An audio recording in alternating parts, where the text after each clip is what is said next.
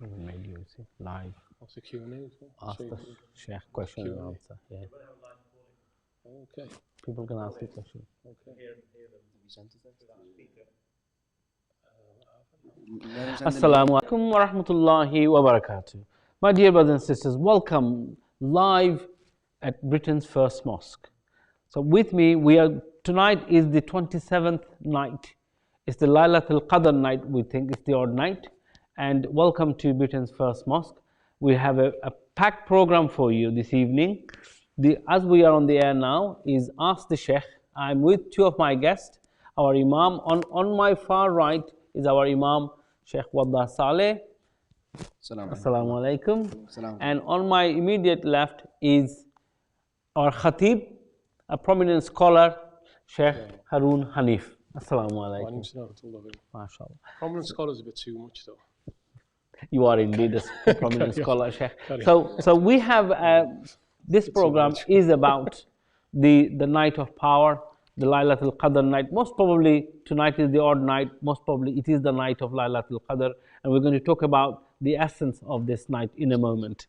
But before then, let me just quickly tell you what we have for you this evening throughout the night. So at 5 till 6, we have the Ramadan 2020 talent show, where from under 10 from 0 to 10, under 10, 10 to 16, and adults can take part in Qur'an recitations, in Nasheed, in poetry. We have art and calligraphy. So that's a program where we're going to have the whole family dipping in with their talents, and you can call in live in our show.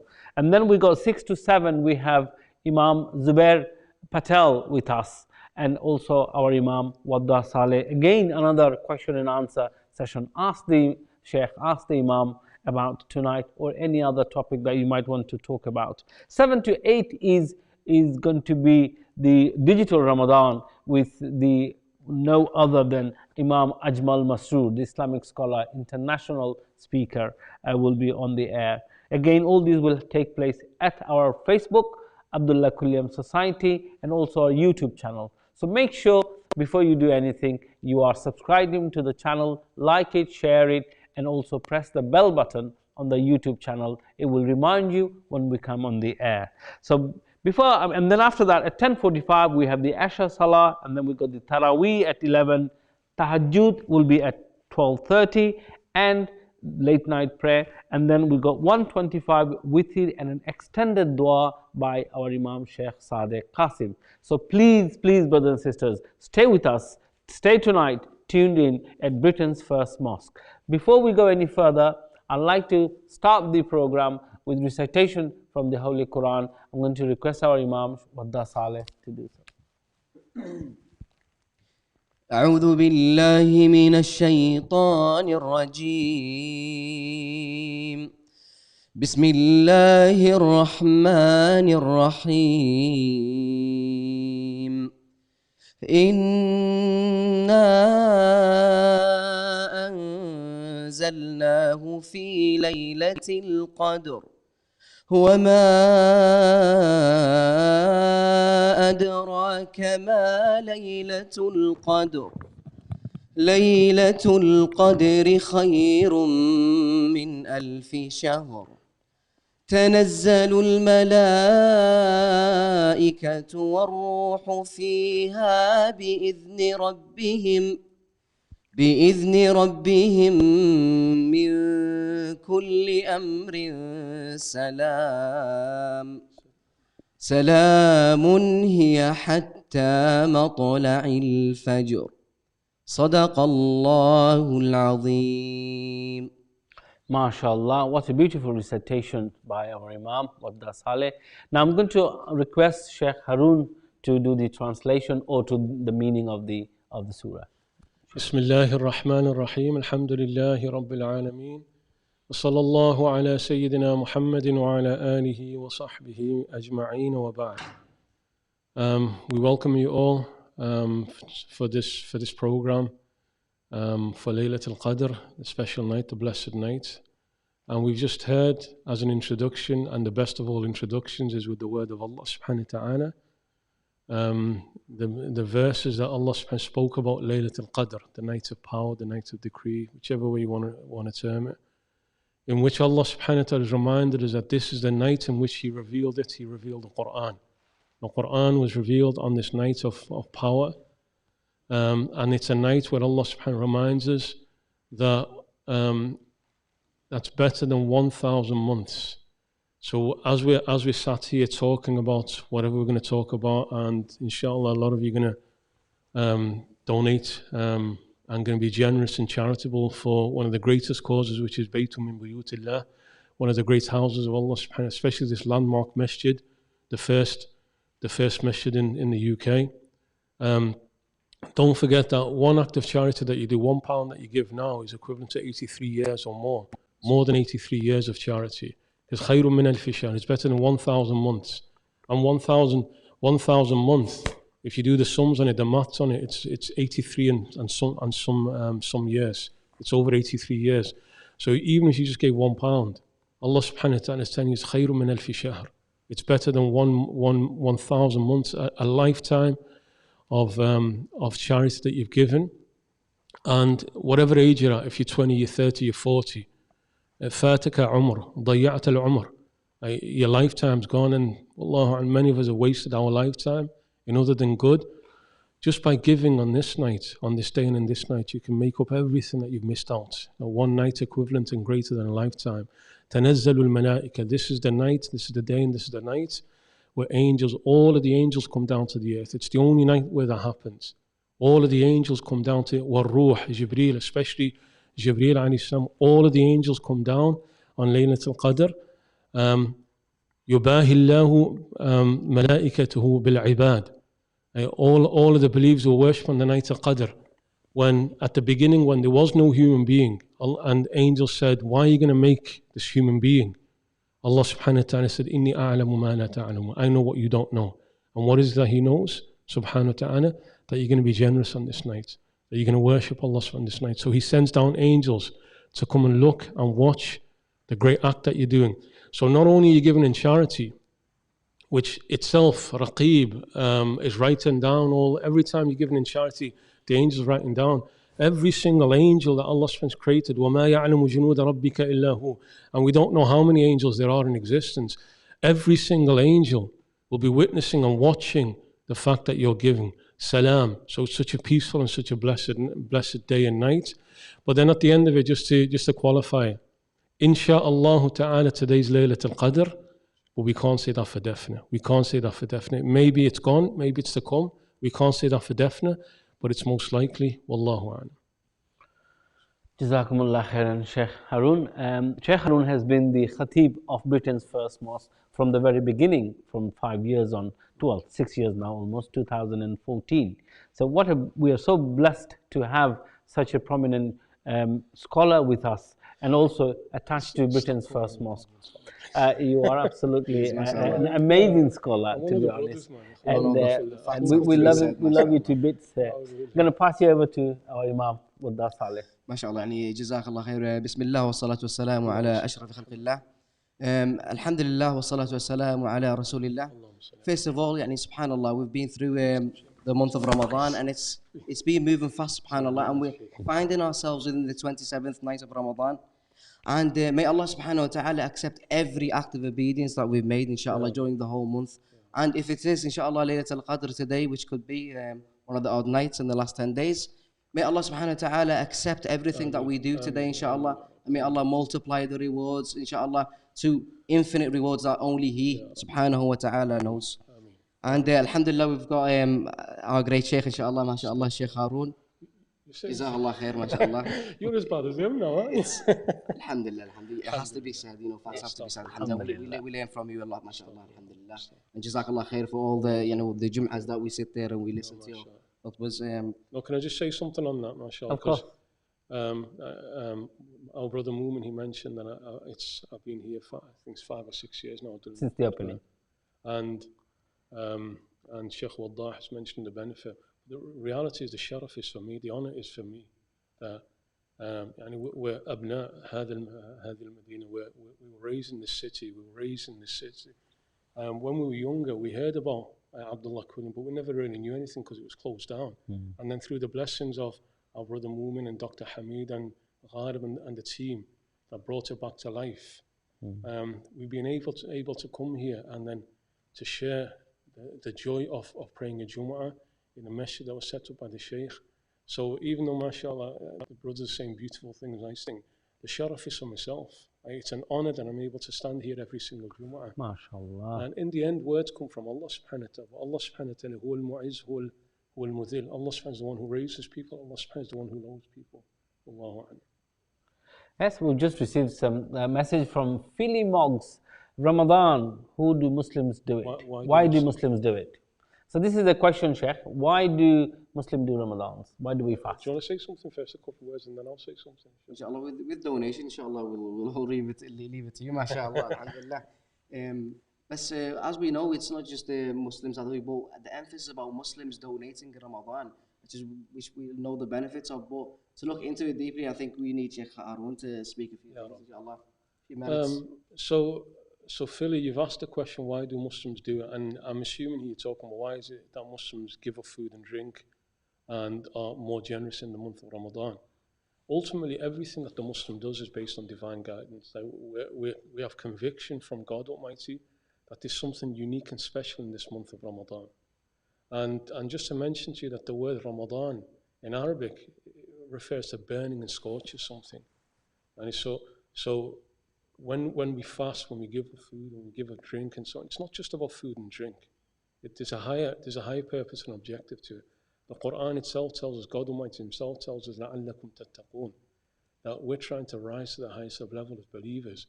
And that's why people are going to donate and be generous. That's why, although at all times in our lives we want to try and be decent people and good people, but there's a greater focus in this month because we've been instructed by God that there's something unique and special and there's secrets that are contained within this month, whereby a believer can get closer to God. I hope that answers your questions, Philly. I'm sure there's a lot more to that as well, to keep it brief. Now, brothers and sisters, so you've joined the Night of Power show here at Britain's first mosque. Welcome if you've just joined us. I'm with our Imam Waddah Saleh and also our Khatib, Sheikh Haroon Hanif. Please don't forget that we have got a very busy program tonight. And if you look into our WhatsApp or Facebook, or you go into our website www.abdullahquilliam.org, you'll find all the details are in there.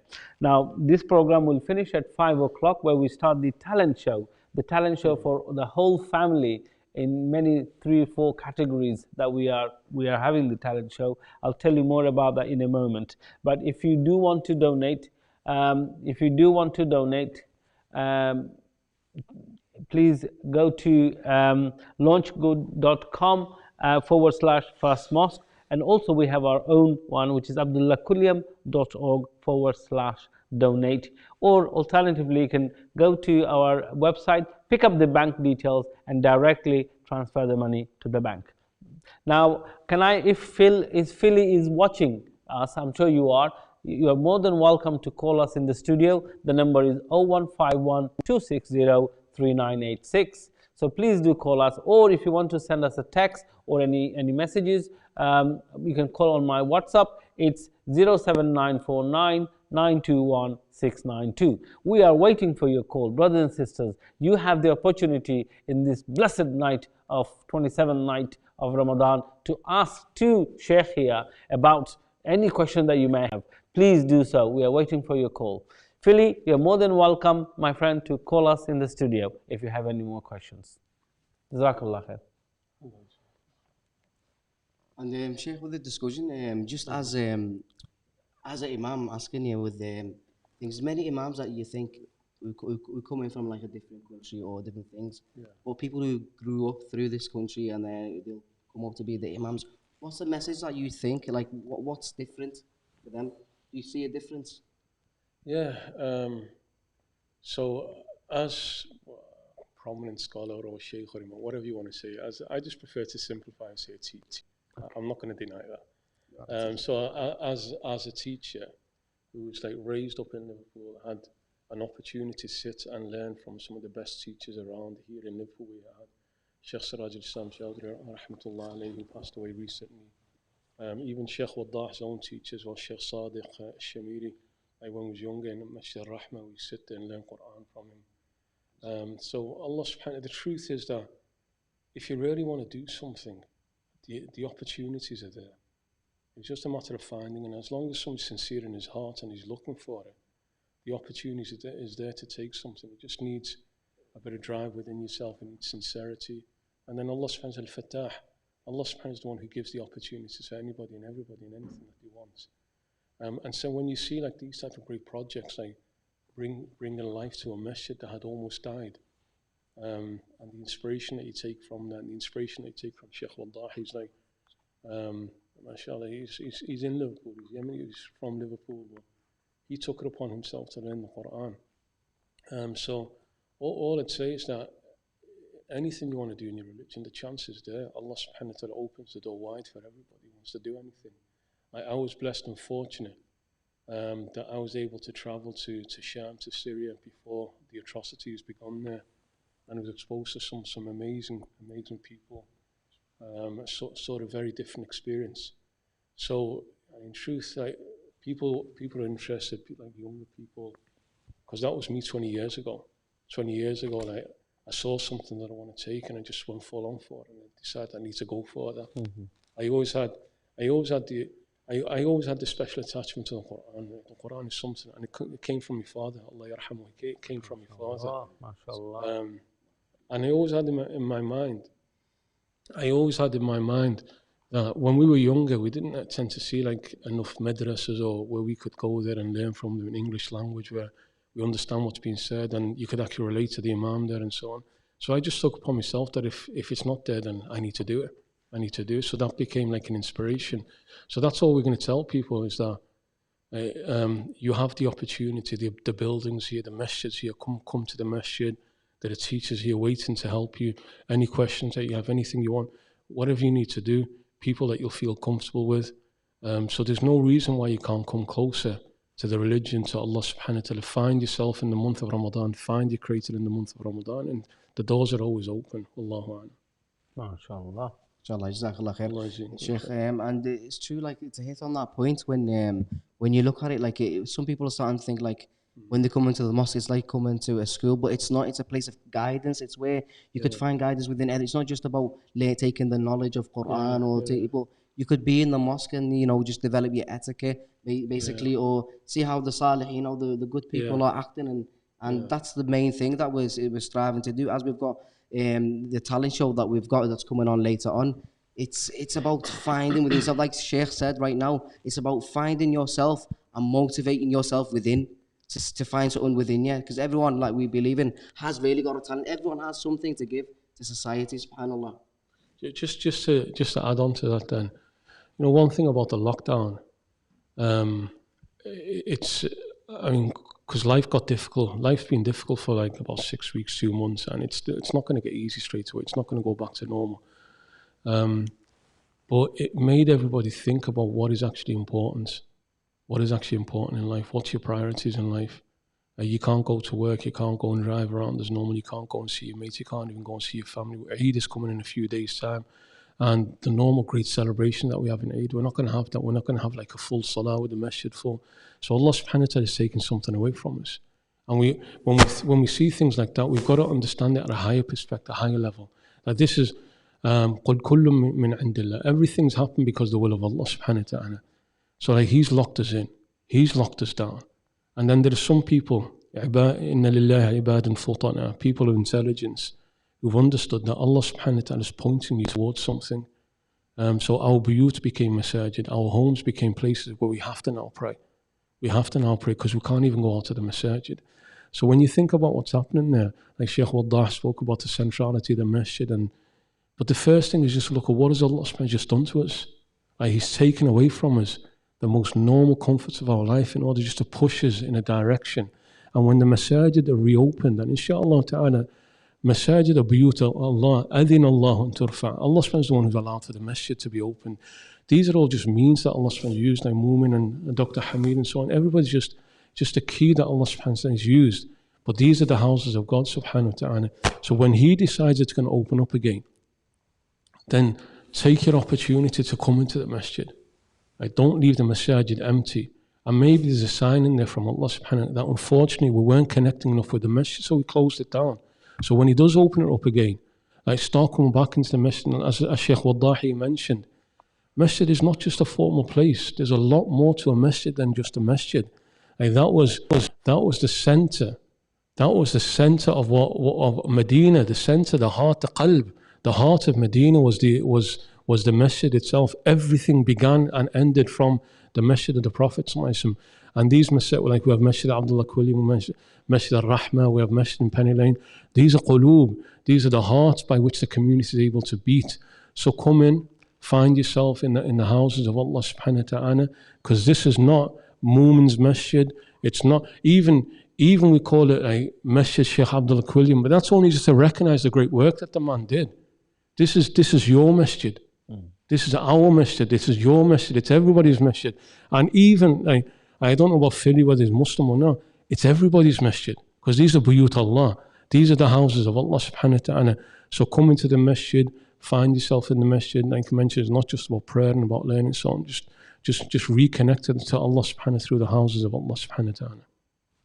Jazakumullah khairan, Sheikh. That's really good. We're getting lots of good messages on the Facebook. Brothers and sisters, if you have connected to the Facebook, feel free to call and ask a burning question that you might have. We have the expert here for you, and it's your chance to take the benefit in this blessed night. I'm not a prominent scholar this time, no? Yeah, you are the Islamic questions, of course.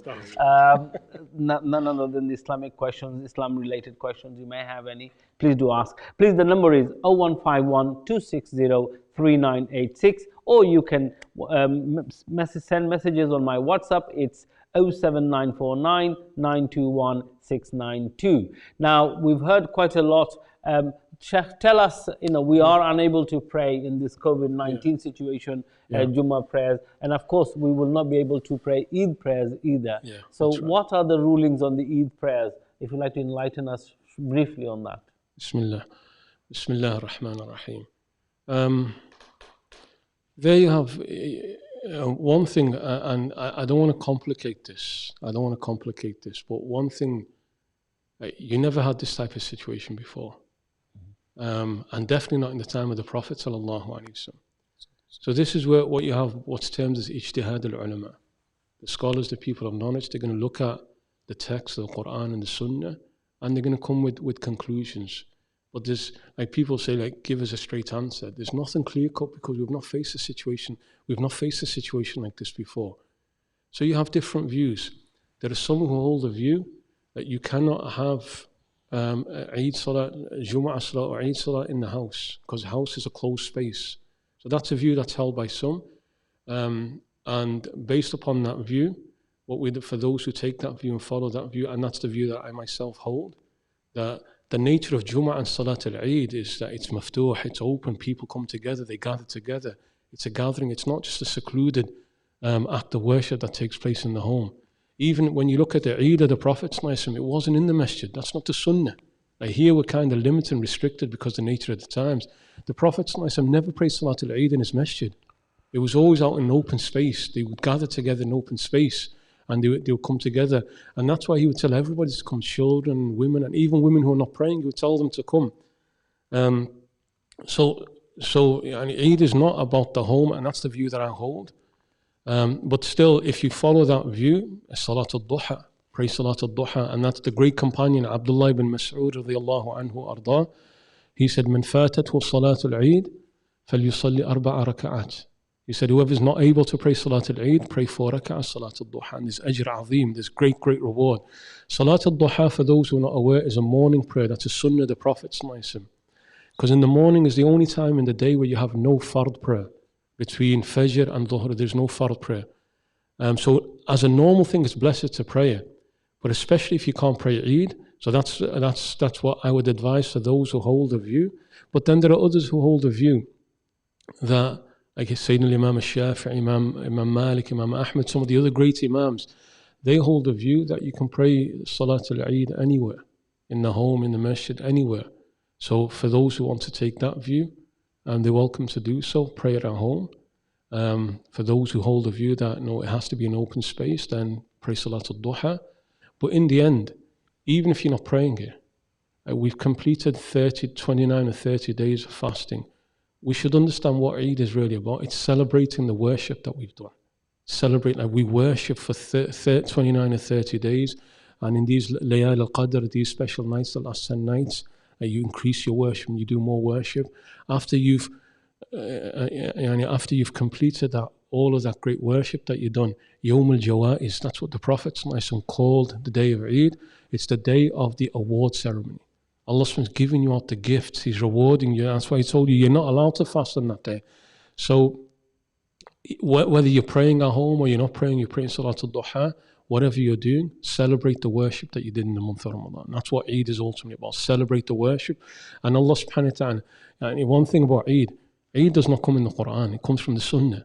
But what comes in the Qur'an? وَلِتُكَبِّرُ اللَّهِ عَلَى مَا هَدَاكُمْ. That you do takbir at the end of Ramadan. So in your homes, Allahu Akbar, Allahu Akbar, La ilaha illallah, Kabbirullah. So whether you're going to pray your Eid or not, and also, don't forget that even Salatul Eid, it's a sunnah, it's not an obligation according to most of the Imams. It's not an obligation. According to most of the Imams, it's not an obligation. So with that, you should keep the spirit of Eid, even if you don't pray the prayer, whatever you do, keep the spirit of Eid. And remember, you're celebrating that the month has come to an end and you've been through all of that worship. فَلَا تَنْسُوا أَن تُكَبِّرُوا اللَّهِ. Just make sure on that day you're doing takbir of Allah subhanahu wa ta'ala. Wallahu a'lam. MashaAllah, Jazakumullah khair, Sheikh. Now, tonight also is the night of power, or would you say the power of the night? Which the night of power. The night of power. Right. The night of power. The night I of like power. I like what you referred to before, that this is the night of power show. The night of power show. I like that. I like that. Now, what we want to do is spend a little bit of time on the history of this masjid. Are we able to put the video on for a few minutes? If you are, let me know. We'll come to that in a moment. But also, tonight is the opportunity, brothers and sisters, to give charity, to give sadaqah. Sorry, Mum, can I say something? Yes. I know that there's going to be brothers and sisters who know me, who are following this on Facebook. Please call in. We want to have a chat with you. Want to talk to you. It can be a light chat, it can be a bit of banter, whatever. Just call in, because I know there's some of you who's watching it right now. So Bismillah, phone in. Brother Moomin's he's gonna give you the number again. It's nice talking to Moomin. It's nice talking to Sheikh Waddah, but we talk to them all the time. Want to talk to you. That's it. That's the spirit. There you go. The Imam is in his spirit now. So he's got the spirit. So you must call. The Sheikh has asked for you to call in, and he doesn't mind. You can ask him any question that you want to ask related to Islamic rulings, inshallah. So again, we are going to be, this is the night of giving charity, this is the night of giving sadaqah, and you get the reward. How many times would they get the reward giving in the last 10 days of Ramadan, Sheikh?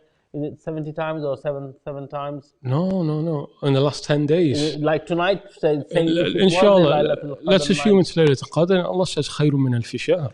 It's better than 1,000 months. Like, it's equivalent to spending for 83 years. Yeah. So it's more than just 70 times. Okay, brilliant. Okay, so as you know, Moomin, yes. Somebody's challenged me now. Okay. Bismillah. Because I was waiting for somebody to come with that. Yeah, we are the champions, right, Sheikh Waddah? Yeah, we are the champions. Nobody's going to take that championship away. We are the Premier League champions. We're going to have that parade. Don't worry about that. And inshallah, we're going to invite Sadio Nabi Keita. He comes to this masjid. Yeah. He comes and prays Eid, like few Jumu'ah here. He comes to this masjid. He's a blessed man because he comes and prays in this masjid. Like, we've got Mo Salah in our team. We've got Nabi Keita. We've got Sadio Mane. These are great believers. They've won us. It's because they're people of Iman that we've won the title. So they're going to come in here. We're going to celebrate inside the masjid. Liverpool as the Premier League champions, right, Sheikh? I didn't know this. Allahu Akbar. I didn't know. I really didn't know the Sheikhs are into football, so this is really interesting. Why are you not into it? I'm definitely into Liverpool, yes. Haven't you seen his Facebook? Yes. Yeah, amazing. Sheikh Haroon is a great supporter of Liverpool football fan. Yes, they will get the title. I can confer that on you. We are. No, okay, we've won. We've won. Inshallah. So please, brothers and sisters, we've only got about 20 minutes left before we say goodbye to Sheikh Haroon on this segment. Call in. Hold on, you're getting rid of me? Are you getting rid of me just like that? I would like you to stay throughout the talent show. In fact, we will have until 6 o'clock in that case. No, sorry. I actually do need to go. I didn't need you on the talent show, Sheikh. You know, it's so exciting when the young children are ringing in and they're actually reading, reciting, and reading the poems. What's the talent show about? Is it reading Qur'an and poems and It's stuff? about reading. The talent show is about reciting Quran, whatever you can, even if you're looking at it from any age really. Yeah. And also we got the poems. You can read poetry. You got Nasheed. You got art and calligraphy as well. And there is a prize at the end. Yeah. Can I just say on that, Sure. mashallah, and Sheikh Waddah, he will confirm this. Alhamdulillah, Allah has blessed me to teach many different subjects and many different age ranges. But the thing that I found the most enjoyable is teaching those young kids Qur'an. MashaAllah. Like, there's nothing like teaching young children, and they're growing up with that love of the Qur'an. Like in Felicity House, we have the Madrasa Waddah, and mashallah, in there, like, it's been going for 3 years. We got kids who couldn't read, they're now reading Qur'an, and we even gave them a challenge that in Ramadan you have to do a khatam of Qur'an.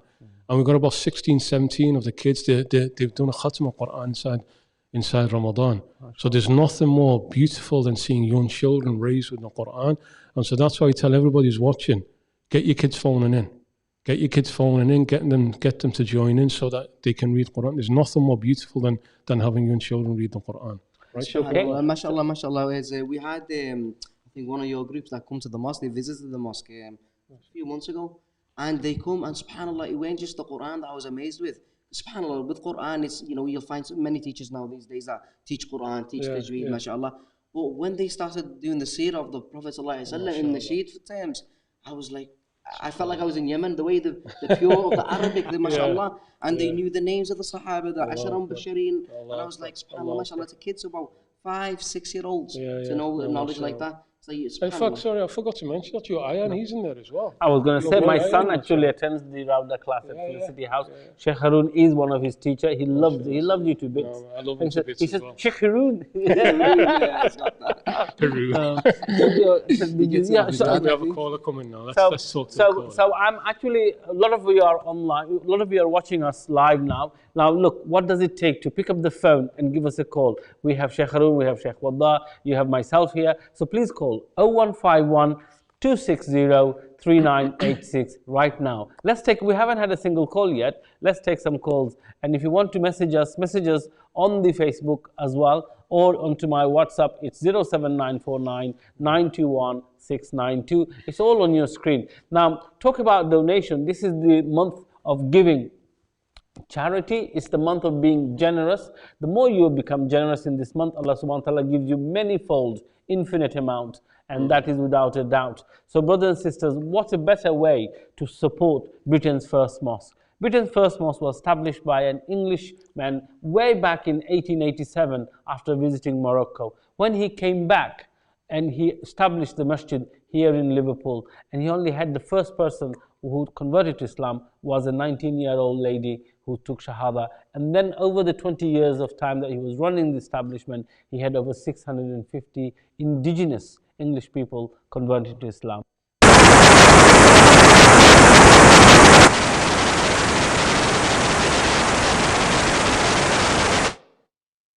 MashaAllah, MashaAllah, so the masjid, he started it, and you know, it's a great blessing that he started at the time when the British were ruling half the world, and literally. Okay, we have a question now. Okay, we have a question. Thank God for that. At last we have a question. Assalamu alaikum. I'll read the question out. Do we have a question? What's the question? Let's have a see. On our screen, do we have a question? What time should you pray Eid prayer from home? طيب. Okay. Oh, that's your question. Bismillah ar-Rahman ar-Rahim. Salat al-Eid, Eid prayer is prayed in the morning, so that's after, any time from after Fajr is completed, and you have what's called irtifa' al-Shams, that the sun has risen clearly, because after Fajr there's a period around half an hour to 40 minutes where you're not allowed to pray any prayer. So after that period of time, all the way up until just before Dhuhr, you can pray any time. You can pray, so it's like Fajr is so early now, so you could pray like 7 o'clock, 8 o'clock, 9 o'clock. You go all the way up until about, and Dhuhr is late as well. So you can pray up to 12 o'clock. You have a lot of freedom in terms of when. Just make sure that it's after like around 40 minutes after when Fajr is ended. That's the beginning point. And then you got all the way up until before Dhuhr to pray. Wallahu a'lam. MashaAllah. Again, so let's go back to what I was saying. So the masjid was established by Sheikh Abdullah Quilliam in 1987. He purpose-built at the back of 8 to 10 Brom Terrace, which is now known as the first purpose-built mosque. He ran the institution for 20 years, and then the mosque was sold to the council in 1908. So, your microphone. Okay, I think there is slight difficulties with my microphone. Yeah, I'm not sure whether people can hear me. Do we have a question? Okay, what is the ruling on wiping water on your socks whilst doing wudu? MashaAllah. That's a good one. Okay, we were thinking it was about Laylatul Qadr and about Eid and so on. But, no, so the rule of wiping on your socks whilst doing wudu, it's allowed, it's confirmed from the Prophet ﷺ that he would wear what's termed as al-khuffayn. Al-khuffayn are leather socks, and that was normal that they used to wear at that time. But there are certain conditions, for example, the key conditions that you're in a state of wudu when you put the socks on, the leather socks on. And also for socks itself, if you're going to wipe on them, then you have to make sure that they're thick, that they're not thin, normal cotton socks where water will be able to seep through. So unless they're thick socks or leather socks, then it's confirmed that the Prophet wore leather socks and he wiped on them, and that's acceptable to do. But with the main condition that you're already in a state of wudu when you put the socks on, that's an agreed condition across the board. Wallahu a'lam. Jazakallah khair, Sheikh Haroon. Basically, you thought you'll have more questions about Laylatul Qadr? I know, that's what I was saying. I thought we were chatting about Laylatul Qadr, about Liverpool winning the league. Was people asking about wudu? Well, alhamdulillah. فَاسْأَلُوا أَهْلَ الذِّكْرِ إِن كُنْتُمْ لَا تَعْلَمُونَ. There's always a time to ask. It's always there's never a time not to ask questions about how to worship Allah. There's another question there as well. Yes, there's another one. If praying Eid prayers as a Shafi'i, is it communal prayer? Does there have to be a minimum number of people praying together, or it be prayed alone? MashaAllah. Or can it be prayed alone? MashaAllah. The reason why I say MashaAllah to that question is that I was actually looking into that question a couple of days ago, because I don't follow the Shafi'i way, I follow the Hanafi way. But that question came up a couple of days ago, like, what's the minimum number? And I sent the question to one of our teachers, Sheikh Umar Khatib, who's in Tarim in Yemen, exact that question. And he said with the Shafi'iyya, he said, تَصِحُ صَلَاةَ الْعِيدِ مُنْفَرِدًا. He said it's allowed for a person to pray Salat al-Eid by yourself. It doesn't need to be in a jama'ah. So yeah, it's not a communal prayer. It's not a condition that it has to be prayed in jama'ah. Abu Hanifa does hold that view, that there has to be at least one person. There has to be a jama'ah, like Jumu'ah prayer. But Imam Shafi'i says one person can pray by themselves Salat al-Eid. Wallahu a'lam. MashaAllah. Thank you, Sheikh. I find that amazing, because if I'd not sent that question a couple of days ago to Yemen, I wouldn't have known the answer to it. Wow, that's amazing. That's amazing. When you study within one certain madhab, because it's so deep, you don't I tend to... I know. Because some scholars say you have to be a minimum of 4 to do the Eid or Jummah prayer, 3 to 4 people. Yeah. But here you're saying alone you can do it. For Imam Shafi, that's the answer I was given. But Sheikh Umar Khatib is one of the leading Shafi scholars in Yemen, and he said it's allowed with Imam Shafi that a person prays by himself Salat al-Eid. I see. Okay. See how flexible Islam is. It's amazing. So flexible. MashaAllah. Again, brothers and sisters, keep sending your messages. If you'd like to ask questions, you can text them through the Facebooks, or if you'd like to give us a call, which is far better, we can hear you live on studio. The number is 0151 260-3986. Like I said, we've started the Britain's first mosque almost in 2002. We took over the building, but we opened the masjid in June 2014 after 106 years of closure. So there we go. Sorry. No, I'm laughing at the question that just come through. Okay, we'll come to the question in a second. Let me just finish my sentence. We'll get to the question in a moment. So in June 2014, we opened the actual masjid, but we're still refurbishing the mosque, which is going to become a visitor center, an iconic center with Victorian Islam, displaying a museum of Victorian Islam, Sheikh. And we're going to have the Islamic museum as well. There will be Abdullah Quilliam, his own museum as well about his life and work. but there'll also be many, many Victorian who became Muslims in Britain. Over 1,000 years of British Islam will be displayed over 2 floors with a magnificent Victorian library as well. We have also built 2 iconic Uzu area. So those museums have not even started yet because we would need lots of money. But in between that, as you can see on the images there, we have got a red brick building. I always call it the red brick building because the next building is white. You see, that is a magnificent building, 50,000 square foot, okay, which is about 10 times bigger than Britain's first mosque, and it's right next to it. And that is an offer and rare opportunity for us to purchase that building, Sheikh. Because if we don't buy that building, Britain's first mosque becomes a box, basically. And imagine if that building is bought by a hotelier, a hospitality industry, or a nightclub, or anything other than Islamic programs, it would be shame for the Muslim community to be able to let that go. So really, we need to purchase this Ramadan in the next few months or so. So I want brothers and sisters to come forward. There is a wall, it's called the wall in the mosque, in Britain's first mosque, okay? So on that wall, if you pay £1,000, we will have yours or your loved one names inscribed in it. Imagine you are leaving a sadaqah legacy. I call this a sadaqah legacy because many people say, well, why should I have a name on the wall? It's showing off. It's not showing off. What is really important, and I learned that from the only one I learned it in 40 hadith of Imam Nawawi of Sheikh Haroon. It's the first one, which is the niyat. Right? The very first one. That's a very important one. Is that all that you've learned in 5, 6 years? You must have picked something up from the khutbah. I picked many others. I picked many more. Of course, yeah. But on that program, the very first thing that I picked up was the niyat. If you make your niyat, your intention, brothers and sisters, that I am giving this for the sake of Allah subhanahu wa ta'ala, for the love of Prophet sallallahu alaihi wasallam, then no matter where your name is shown, it doesn't really matter. Yeah, that's right. Because it's your niyat that really matters. So I'm saying, yes, sure, please.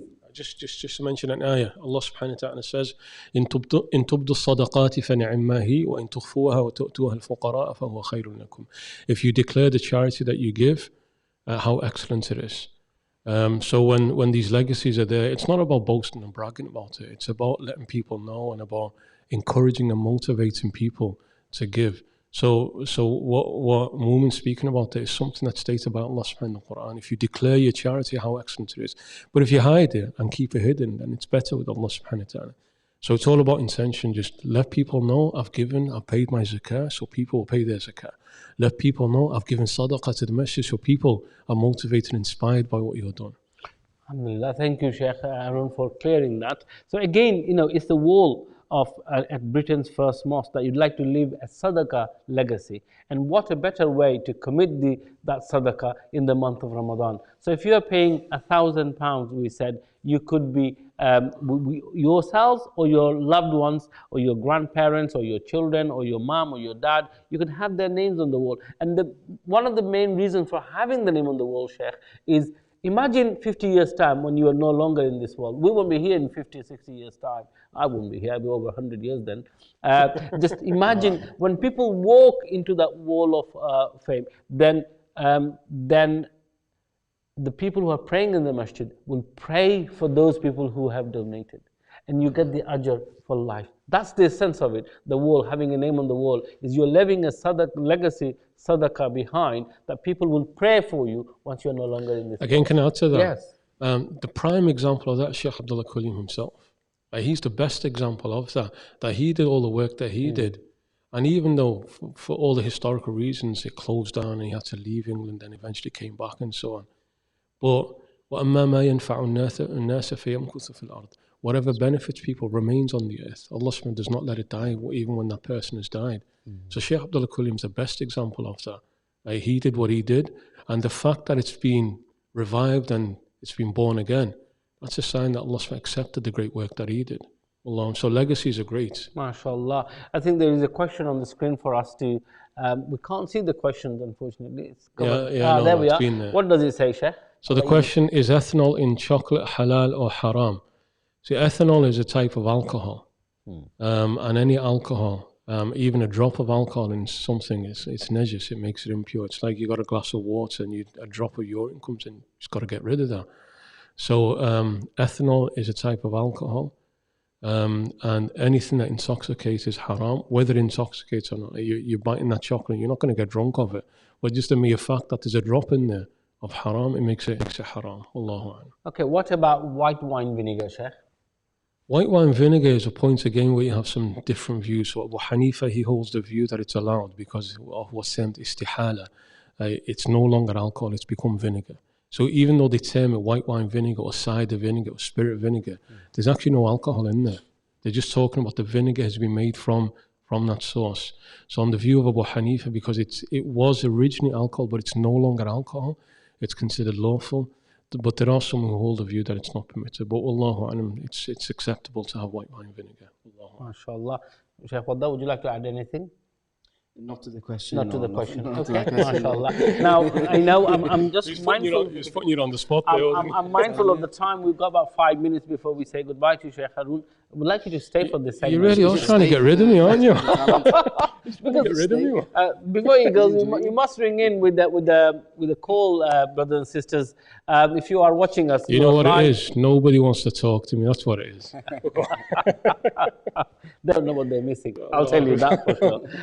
You don't know what you're missing by not having a live conversation with Sheikh Haroon, who's one of our leading scholars in the 21st century. Prominent scholar in the 21st don't say that. century. No, that's a bit too much now. Come on, don't say that. These are the people that we need to implant, create the foundation for the next generation. And they're doing some beautiful work.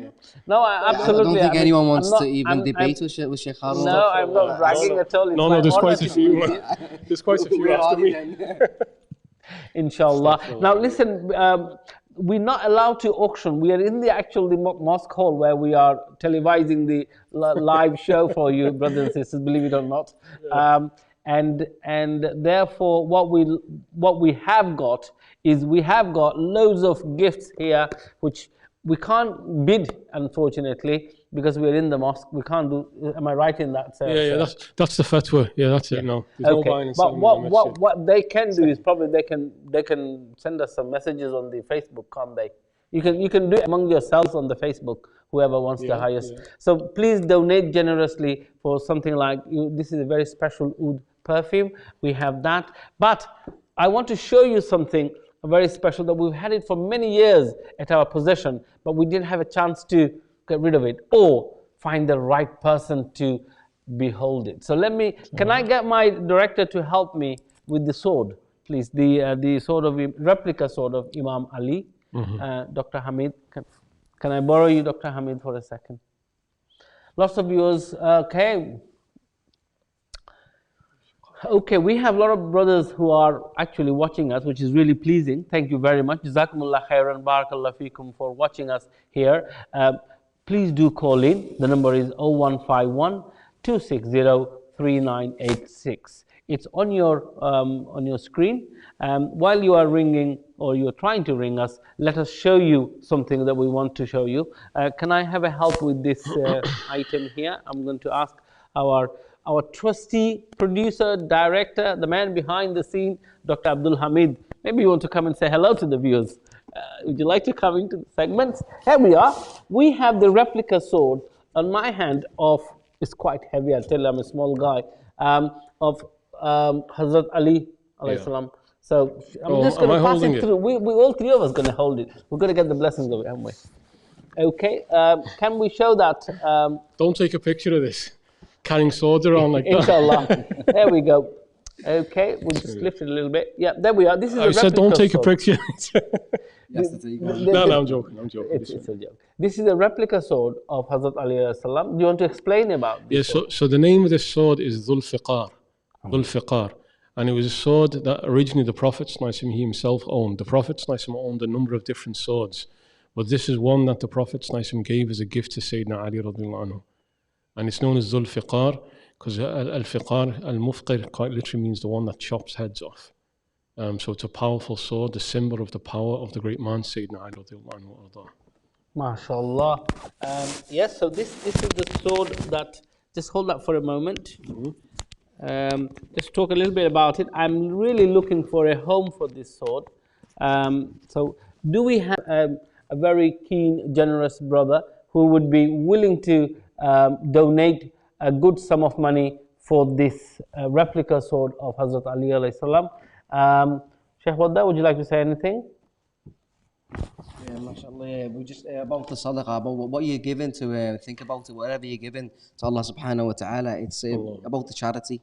It's all about the charity that you're giving. You could be giving £2, so we're not saying it's an auction or nothing, but it's whatever you give to Allah subhanahu wa ta'ala, and these will be inshallah just giveaways to people who contribute the most, inshallah. Jazakumullah khair, and that's it.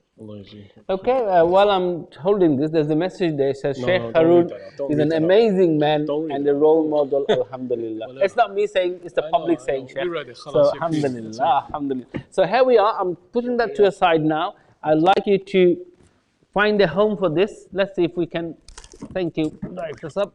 Thank you, Dr. Hamid. Again, would anyone like to donate £1,000 for this brilliant sword? These are pretty rare ones. You cannot find them in the shops nowadays. We actually bought them about 6-7 years ago when we were auctioning at the beginning before we opened the masjid.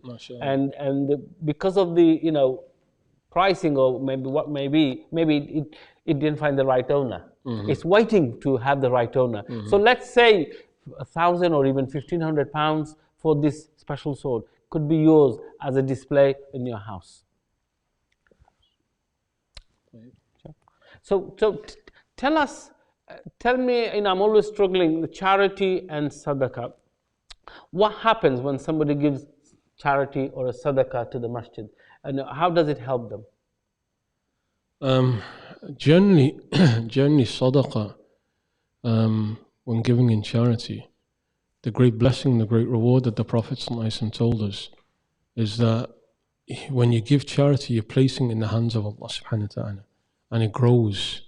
وَيُرْبِ الصَّدَقَاتِ, the charity that you give. Do we have a call? Sorry, Sheikh, I'm going to interrupt you here. We have a caller. That's brilliant. Just towards the end of the show, we have a caller. Assalamu alaikum. I have to go now. Alaikum assalam wa rahmatullah. Well, brother, what's your name and where are you calling from? So, my name is Uthman, and I'm calling from Liverpool. MashaAllah, brother Usman. Is that brother Usman from Kasbah restaurant? Yes. MashaAllah. We are so sorry that you cannot be serving food now, especially in this COVID-19 situation and also Ramadan. How are you, my brother? Alhamdulillah. How are you? How is everyone? Alhamdulillah. We're missing you and we're missing the masjid. Alhamdulillah. Now we are live broadcasting from the main hall in the masjid. As you can see, tonight is a special night, and it may well be the Laylatul Qadr night, the 27th night of Ramadan. We have with us Sheikh Haroon with us, and also our Imam Sheikh Waddah Saleh with us. Would you have a question for them?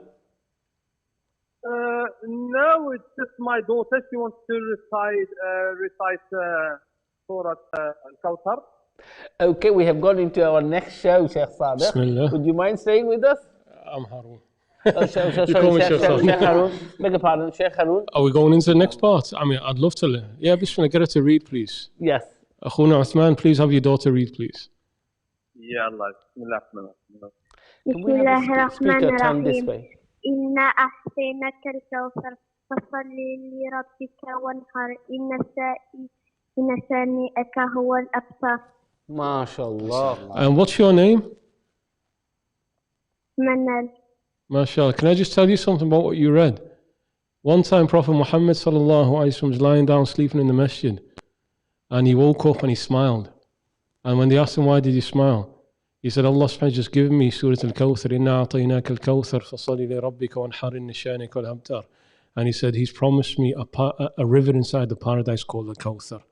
So that's why the way of some of my teachers is that when you read the surah, you smile, because the Prophet smiled when he was given, because the wa'ad min Allah, it's a promise from Allah subhanahu wa ta'ala that Allah's given you Al-Kawthar. So even though you chose the shortest surah in the Qur'an, it's a surah that brought a smile onto the face of the Prophet. So mashallah, it was beautiful what you just read, mashallah. MashaAllah. How old are you? 8. 8. MashaAllah, beautifully recited. Inshallah, we ask Allah subhanahu wa ta'ala, He makes you a hafiz of Qur'an, that He makes you a woman who's raised on the Qur'an, who lives the Qur'an, and who dies You spend all your life with the Qur'an, min Ahl al-Qur'an, that Allah makes you from the people of Qur'an. And you're from Morocco, mashallah. They have a special relationship with the Qur'an, the people of Morocco, mashallah ta'ala. Mashallah. Thank you so much. Thank you. Thank you. Thank you. MashaAllah. Jazakumullah khairan, brother Usman, for ringing in. Jazakallah khair. Jazakallah khair. Inshallah, tonight is the special night, so don't forget to donate at the Abdullah Quilliam website. If you'd like to go there and do donate, you'll get the barakah in abundance from Allah subhanahu wa ta'ala, inshallah. Please do, because as you know, we are buying the extended part of the Britain's first mosque, and we need all your support in the last few days of this Ramadan. Let us raise as much as possible to box off this unique building, which is 50,000 square feet, which is about 10 times bigger than Britain's first mosque. Brothers and sisters, if we lose this opportunity, we may never have this building again. And what a loss it would be for the Muslim community, for the whole country really, not just for Liverpool. Before I go, do you have any more callers coming in? Okay, just... Well, assalamu alaikum wa rahmatullahi wa barakatuh. Inshallah, we'll speak again, Brother Usman. So I just want to finish off the point that I mentioned before the brother Uthman called in, because you were asking about sadaqah, what's the benefits and the blessings of it. Yeah. The Prophet told us that when you bring sadaqah, you place it into the hands of Ar-Rahman, that you're actually giving it direct to Allah subhanahu wa ta'ala. And Allah subhanahu wa ta'ala says, وَيُرْبِ الصَّدَقَاتِ. Allah subhanahu wa ta'ala does riba with sadaqah. Because riba, which is haram interest, just means an increase. Allah increases the sadaqah that you give. And I wanted to mention a beautiful story that's mentioned, which really affects me when thinking about sadaqah. It's related that there was two salihin, two people, righteous people. One was faqir, one was ghani. One was rich and one was poor. And this rich, righteous person was going to give sadaqah to the poor, righteous person. And as the rich person is giving sadaqah to the poor person, he says to him, I'm not giving it to you, I'm giving it to Allah. The poor person says back to him, I'm not taking it from you, I'm taking it from Allah. And so when you're giving sadaqah, it's just an interaction you're having with Allah subhanahu wa ta'ala. Allah blessed you with wealth. وَجَعَلْنَا بَعْضَكُمْ لِبَعْضٍ فِتْنَةً. Allah's made each other's test, like the poor person doesn't have, the rich person does have. And so Allah subhanahu wa ta'ala has given you opportunity after opportunity after opportunity, not to give it to a woman, not to give it to Hamid, not to give it to Sheikh Waddah, not to give it to anybody, to give it to Allah subhanahu wa ta'ala. You're dealing directly with Allah subhanahu wa ta'ala when you're giving sadaqah. So when people are coming and say, give, you shouldn't really get tired and bored of it and fed up and say, he just keeps on asking. It's Allah who's asking you. And one of the themes of the Qur'an with sadaqah, وَمِمَّا رَزَقْنَاهُمْ يُنْفِقُونَ. We heard this term, as Sheikh Waddah Hafiz the Qur'an, he confirmed. We heard this repeatedly in the Qur'an. The beginning of the Qur'an, وَمِمَّا رَزَقْنَاهُمْ يُنْفِقُونَ. Allah subhanahu wa ta'ala, when He describes the best of believers, He doesn't just say that they spend. He says, we gave it to them, and so they then spend it. Right? So you're giving what Allah gave to you, and He's going to give you back more. It's the best deal that you got with Allah subhanahu wa ta'ala. MashaAllah, that's really good. Sheikh, let's just take one question on the screen. Was there an Ottoman influence on the first masjid in Liverpool? You know the history of the masjid a lot better than me, but the one after that, I know that one. Okay, know that the night of decree is on the odd days and could be on the 27th. But how would we actually be able to feel this night? Salam. It's a night of salam.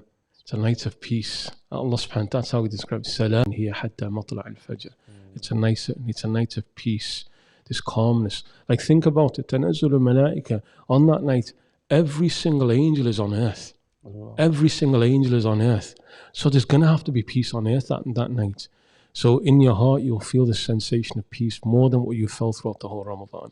Because Ramadan, you have that wonderful feeling in your heart about nearness to Allah. You just love to do ibadah and ta'ah. You love to worship, you love to read the Qur'an, to pray and to give and so on. But there's something unique that happens on that night.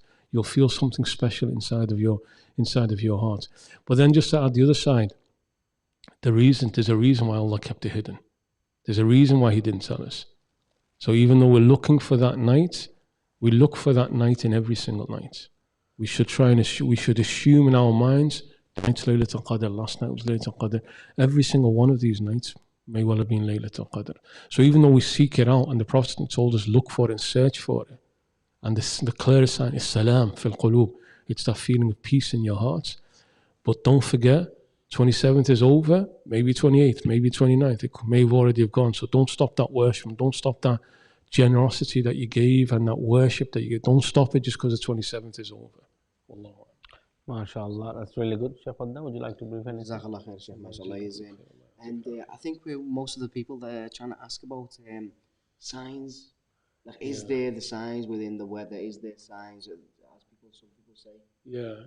There is mention of in a hadith of some signs, and in truth is I don't actually remember most of the signs, but there's something about clear night, ablah, that the night is clear. Wallah, but I don't want to answer that because la adri nisf al-ilm. I can't remember the answer to that. But there are some clear signs to it. Jazakumullah khairan. So that actually brings us to the end of this program. We are going to start the other questions. Oh, the Ottoman one. Was there an Ottoman influence in the first masjid in Liverpool? Can I ask you to answer that, Yes, because you know more of the history? Sure. Yes, there was. There was Ottoman, because Sheikh Abdullah Quilliam was honoured with a scholarly title. He had the Sheikhul Islam title of the British Isles. So he had direct link with the empire of the Ottoman Empire, Abdul Hamid II. Can me and Sheikh Waddah claim that title now? It definitely We're Sheikh al-Islam of Britain, because Sheikh Abdul Quilliam was, so we've inherited that right. I think you both have it. I can confer that on you right now. We do have Abdullah.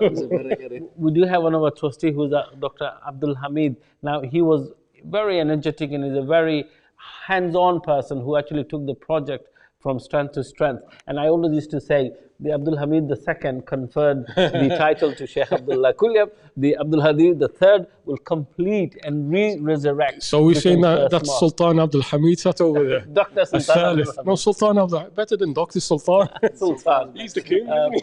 So we could say that. Yes, no, he definitely, to answer, in short, he definitely had a great link with the Sultan of the Ottoman Empire, Abdul Hamid II from Turkey. And in fact, as a result of that, his involvement in the Ottoman Empire, people do say that when he disappeared or he left the country after 20 years in 1908, he went for an extended visit to Morocco and he didn't come back. There was a Cold War going between the West and the Ottoman Empire, and that may have been something to his deep involvement with the Ottoman Empire that have seen the fall of Britain's first mosque. But alhamdulillah, everything happens for Allah knows best, for a reason. Look at it, the first mosque hall, which is not very big, only takes about 90 people. It's like a small extension at the back of your garden, but it could have been a horse stall, could have been a wine store, could have been anything for the 106 years. But Allah subhanahu wa ta'ala kept it such mahfuz, that so sacred, that it became the record room for birth, marriage and death registry office for over 90 years until we took over. So it hasn't been touched by any alcohol or anything. It was the safest room in the city. It was the safest room in the city. Bomb-proof and it was a bunker. It was fireproof, bomb-proof, shell-proof, you name it. I never thought of that. It took 2 weeks for a road digger to dig the ceiling down, to bring the ceiling down, believe it or not. It's an amazing story, brothers and sisters. After the COVID-19 is over, I would urge everyone to come and visit. But at this moment in time, why don't you do the best sadaqah of all, building, rebuilding Britain's first mosque, our heritage, our legacy of over 130 years or so. What a beautiful way to connect to the masjid. We are actually extending, so we are buying the next row building and we need to find the money fast. So please be part of this build-up of this first mosque, the masjid itself, inshallah. I need to apologize and leave. You need to go. No, you have given us more than 15 minutes of your time. We're going to say goodbye to our loyal Sheikh Haroon here. The Khatib. Is the caller coming now? Okay, let's take the call. You take the call, Sheikh. Bismillah. Okay, Bismillah. Assalamu alaikum. وعليكم السلام ورحمة الله وبركاته. شيخ هارون كيف الحال؟ الحمد لله، كيف أنت؟ من معنا؟ Good. It's Khalid. It's Khalid. Oh, it's not Khalid, is it? Oh, you know Carl, don't you? I know, brother Khalid. Assalamu alaikum, brother Khalid. It's coming here. No, can you put the call down? I know he's going to misbehave. Put him off.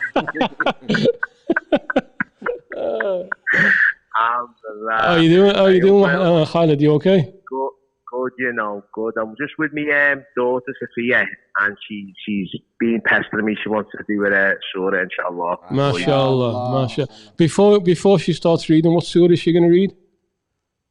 Sophia, you on? Surah An-Nasr. Sophia? Sophia, yeah. Assalamu alaikum. Wa alaikum salam. Sophia, how are you doing? You okay? Yeah. How's your Ramadan been? You've been enjoying the iftars every night, haven't you? Yeah. I knew you have, haven't you? I'm fasting. Are you sure? MashaAllah. Are you doing full day fast or are you doing half fast? Full. MashaAllah. MashaAllah. That's brilliant. How old are you now? 6. Right, yeah, that 6-year-old girl fasting. MashaAllah. Allahu Akbar. Allahu Akbar. Takbir. You know what it is? It's a dad won't feed her, that's why. In a car. Go on, Sophia, what surah are you going to read to us? Nasr. MashaAllah. Go for it. Bismillah. Bismillah ar-Rahman ar-Rahim. إذا جاء نصر الله والفتح ورأيت الناس يدخلون في دين الله أفواجا سبح بحمد ربك واستغفره إنه كان توابا. Allahu Akbar. MashaAllah, Sophia. MashaAllah. It's beautiful. Allahu Akbar. Sophia, let me tell you something about what you just read, because it's Ramadan.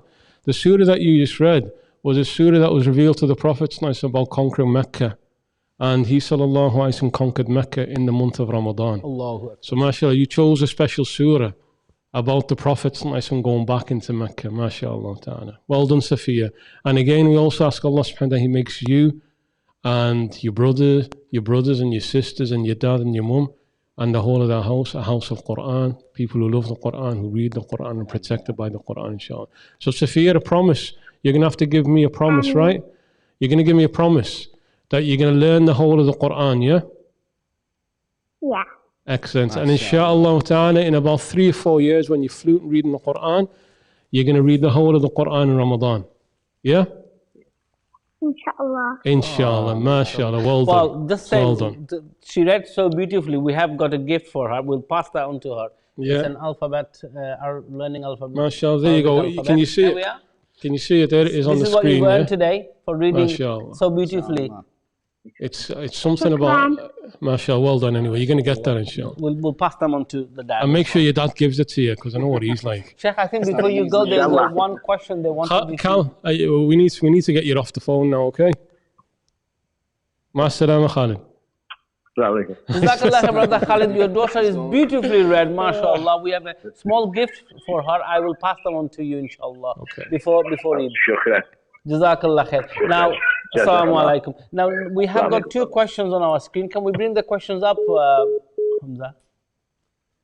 Okay, we're going to have to... Okay, so I'm going to be quick on this one because I need to leave right now. Okay. So the first question, why not feed the hungry people suffering from COVID? There was something underneath that, wasn't it? Yeah, there was something else, which I will answer that question. Instead of building so many people died of deliver hunger. a short speech about... No, they were connected. Okay. Brother Nad, you're absolutely right. Feeding the poor. Nobody's saying in any way whatsoever. MashaAllah, Abdullah Quilliam are heavily involved in that as well. The message is heavily involved. So it's not about building a mosque at the expense of feeding the poor. The two of them go side by side. Masajid is central to the Muslim community. It has to be masajid, and the more the better. It's not like in Liverpool we've got what is about 6 or 7 or 9. I think there's more and more. The more the better, because it means there's more options for people to pray. Like when I was younger, and even Sheikh Waddah will know, back in the late 80s, 90s, there was only a Rahmah Masjid, which meant only people in Toxteth could come and pray. If you're from like living out in Crosby or somewhere else, you couldn't pray. But now you're out around down in Everton, Shoebrook. You can come down to Abdullah Quilliam. There's one in Penny Lane for people on that side of town as well. The more messages, the better it is. So yes, people are still giving. Nobody's saying don't give to the poor and the hungry. People are dying of hunger. Absolutely giving. We're doing that every day. Yeah, and that's happening every day. That's what Mumin said. But at the same time, masajid is central to the community. They need to be there as much as possible. Can I just quickly add on to that, is that Brother Nad, every day over 200 hot meals are being delivered to the vulnerable and the elderly and the homeless in our city, and people can also pick up the iftar from the masjid during the month of Ramadan. We will continue that throughout the COVID-19 program, even after Ramadan. And just to add as well to that, so Brother Nad, if you have specific cases of people that you know are not eating, send them on. Just send a message to people, a message, they'll arrange for it. That's what we're here though for. If you have some referral, if you know anyone who's left hungry, needs some shopping to be done, they're elderly, they can't get out, they're quarantined themselves. The Abdullah Quilliam Masjid is the forefront of all these at this moment in time. We're there to help you. So please call us on our number 0151 260 3986. If you go to our website, you'll find the number. It will come into my mobile phones. So also we're giving lots of food baskets as well to the people who need most, like large families, small families. Again, if you go to our website, you'll be able to donate money for those causes as well. Okay. The last question. So Muhammad Ihsan is asked, can you deliver a short speech about consciousness of Allah in these last days, blessed days of Ramadan? The short speech is going to be 1 minute long and nothing more than that. But just to say, MashaAllah ta'ala, Allah, Tabarakallah, there's been such blessings in Ramadan. Everybody hopefully has experienced a wonderful month, because it's not that you don't want to go to work. You can't go to work. You're at home, you're with your family, you're praying at home, you're reading the Qur'an, you're doing dhikr Allah ta'ala. Nature of the last 10 days of Ramadan, it's almost like the way that you see it, it's like a marathon. The month is a marathon. But when you get to the end, you can see the finishing line. Eid is the finishing line. You sprint now. And that's why the description from the Prophet sallallahu alaihi wasallam, أحيا ليله وأيقظ أهله وشد مئزره. The Prophet, when it came to the last 10 nights of Ramadan, he would not go to sleep. And a jama'a bain al-iftar was-suhoor. He didn't break his fast at Maghrib. He was eating it with his suhoor. Like the Prophet, he was just so busy through the nights in worshipping that he didn't have time to eat 2 meals in the night. He would just have simple meal, and then the rest of the time, and he wouldn't let his wife sleep at night, and tie his izar, the mitzar, like the lung, he would tie it, which is a metaphor meaning just go busy with worship. And so consciousness of Allah subhanahu wa ta'ala just means you protect yourself from the wrath of God by worshipping Him. So increasing your worship, because in what is it, 27th tonight, and so in about 4 or 5 days, that was a Saturday or Sunday, Eid's going to come in. You're never going to experience these days again. You're never going to experience that. What you've experienced in these days, it's gone. You'll celebrate Eid, but you're never going to cut. And then we're waiting for another 12 months before the next time comes around, if Allah keeps us alive. So when you say some words about consciousness of Allah, all it is just don't waste these last moments, because there's only a few more days left. وَإِنَّمَا أَنْتَ أَيَّامٍ إِذَا ذَهَبَ بَعْضُهُ ذَهَبَ بَعْضُكَ ذَهَبَ بَعْضُهُ. You're only a few days. When some of those days have gone, some of you has gone. So don't waste it. Don't waste it. Just busy yourself with worship. So Eid has some real meaning to it. Eid, celebration of your ta'at, has some real meaning to it. Wallahu a'lam. Barakallah fi. Jazakumullah khair. I think you need to go, do you? Yeah, I do need to go. Okay. Inshallah, we shall say goodbye to you. Inshallah. So if you'd like to. So I need to squeeze out. So if you'd like to go that way. That way, yeah. Yes. We'll Jazakumullah khair. Thank see you. on We the won't day shake of hands. We'll see you on We'll the do the elbows. We'll see you on the day. We're going to be here for Eid. Inshallah, yes. Yeah, yes. inshallah, we'll see So you then, again, inshallah. the Eid prayer will only take. So the Eid prayers. If I just remind them, Sheikh, when they're with us, Sheikh Haroon will deliver one of the 3 Eid khutbah, inshallah, at 9 o'clock, live on air, on our Facebook, on our YouTube channel, inshallah. The first one will be done by Sheikh Waddah Saleh, second one will be done by Sheikh Haroon at 9 o'clock, and the third one by Sheikh Zain Abdo at 10 o'clock. So you cannot come to the masjid, unfortunately, but you can listen to the khutbah on our Facebook, on our YouTube channel, inshallah. More important thing is, go to our YouTube channel, subscribe it, and press the bell button. And that will remind you every time we come on air. That's the easiest way. Jazakumullah khairan, Sheikh Haroon, for your beautiful contributions. I think we've learnt a lot today. I certainly have learnt a lot today. My brothers and sisters, please stay with us for more of the similar things that we're going to have another guest in about an hour's time, inshallah. I just want to say, those two girls coming on, that's the best thing, mashallah. It's the best thing. Having girls like that coming and reading Qur'an, it just brings happiness and joy into your heart. Absolutely. So keep it up, inshallah. It was worthwhile. It was beautiful. MashaAllah. Jazakallah khair. Shukran. Masalam. Thank you.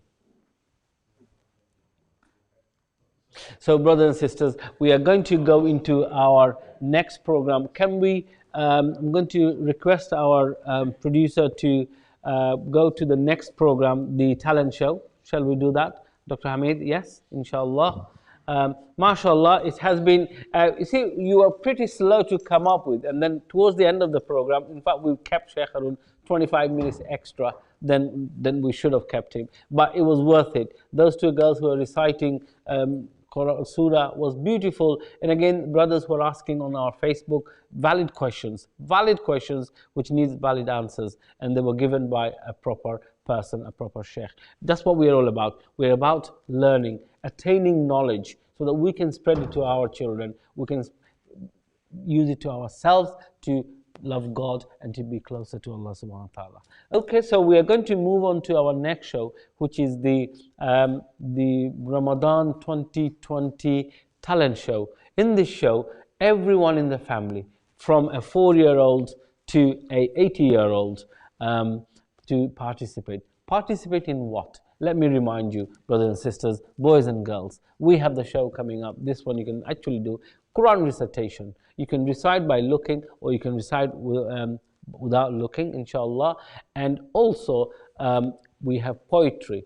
We have poetry. You can read a poem looking or without looking. And also, we can do a nasheed. We haven't had a nasheed yet. And also, art and calligraphy. So let's go into our next program, which is Abdullah Quilliam Ramadan 2020, the talent show.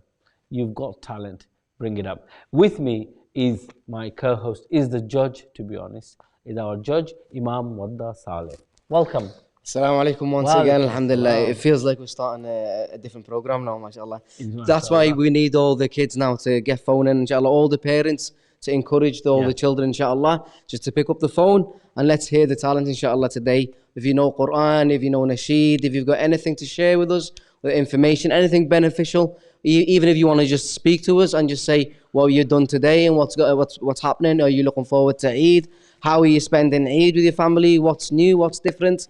Let us all just hear about it, inshallah, today. Inshallah, yes, that's right. So again, if you want to ring in and ask about the Eid programs, please do so. Don't forget, tonight is most likely the odd night, most likely the Laylatul Qadr night, the 27th night of Ramadan, the night of power, where, you know, Allah subhanahu wa ta'ala gives us barakah in abundance. The angels comes down, and as Sheikh Haroon was saying earlier on, it is the night to pray, is the night to give sadaqah, it's the night to be charitable, it's the night to be reckoned with. So please, brothers and sisters, feel free to ring in about the night itself. We have the Imam who will answer your questions. But at this moment in time, we need you to ring in with a child or an adult to recite the Quran or poem or even an art that you'd like to display, and calligraphy. For art, we have received a poem from Zaki. Wow, mashallah, and he's on the phone. So let's take the first caller. Sheikh, take the first call. Hello, assalamu alaikum, Zaki. Assalamu alaikum. Assalamu alaikum. Can you hear me, Zaki? Assalamu alaikum. Assalamu alaikum. Yeah, I can hear you, mashallah, mashallah. Where are you calling from? Liverpool. Liverpool, mashallah. I can tell. He's got the Liverpool accent though, right? He's Scouse, yes, mashallah, mashallah. How old are you, Zaki? 8. 8, mashallah. And have you had a good day today? Has it been hard? Have you been fasting today? Have you done half day? Yeah. Half or full? Half. Mashallah, mashallah. You do what you can, mashallah. We've got his poem on the screen, so would you like to read it? I'd like him to read it, mashallah. Would you like to read the poem? Okay. Zaki, just read it a little bit louder, please. Okay. Thank you. Ramadan by Zaki Ahmed. Ramadan will be leaving us soon. Another year has gone by. May Allah accept our fast and all of the du'as we have made. Days will not be exciting anymore. And no more Iftar with my family. No, Allah, please bring back Ramadan again. MashaAllah. MashaAllah. He's asking Allah to bring back Ramadan again. MashaAllah. Yeah. MashaAllah. So, what did you learn from that Ramadan? Did you write it on your own? Or did you write it? Yeah. MashaAllah. Really, mate? That's good, MashaAllah. I thought it was took from online or something, MashaAllah. No, that's really good No, for an mashallah, that's 8-year-old to be able to compile a poem. So, you know, Zaki, Ramadan to you, is it all about family? Yeah. What's the main thing that you do with your family in Ramadan?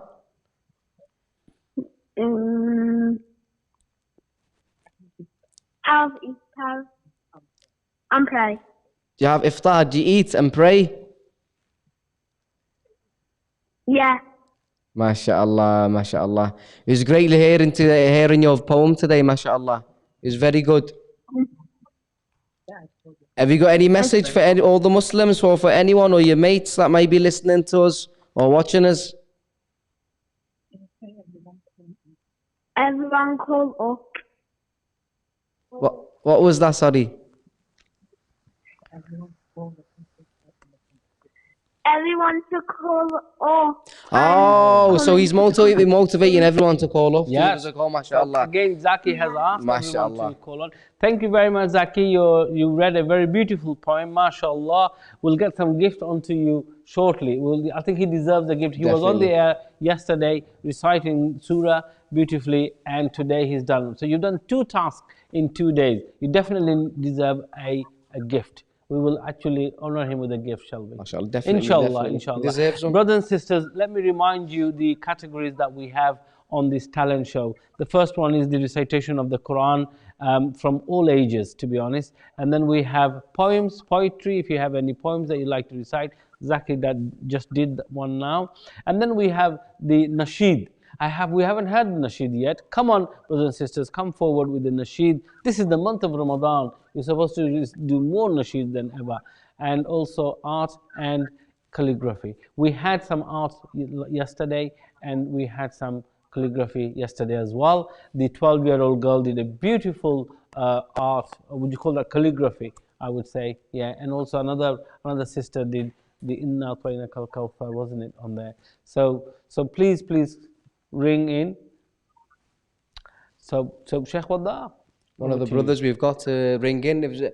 So anyone who's watching, or the viewers, inshallah, so many people sending messages and stuff like that, but we'd like the best thing to do is to ring in and follow through, inshallah.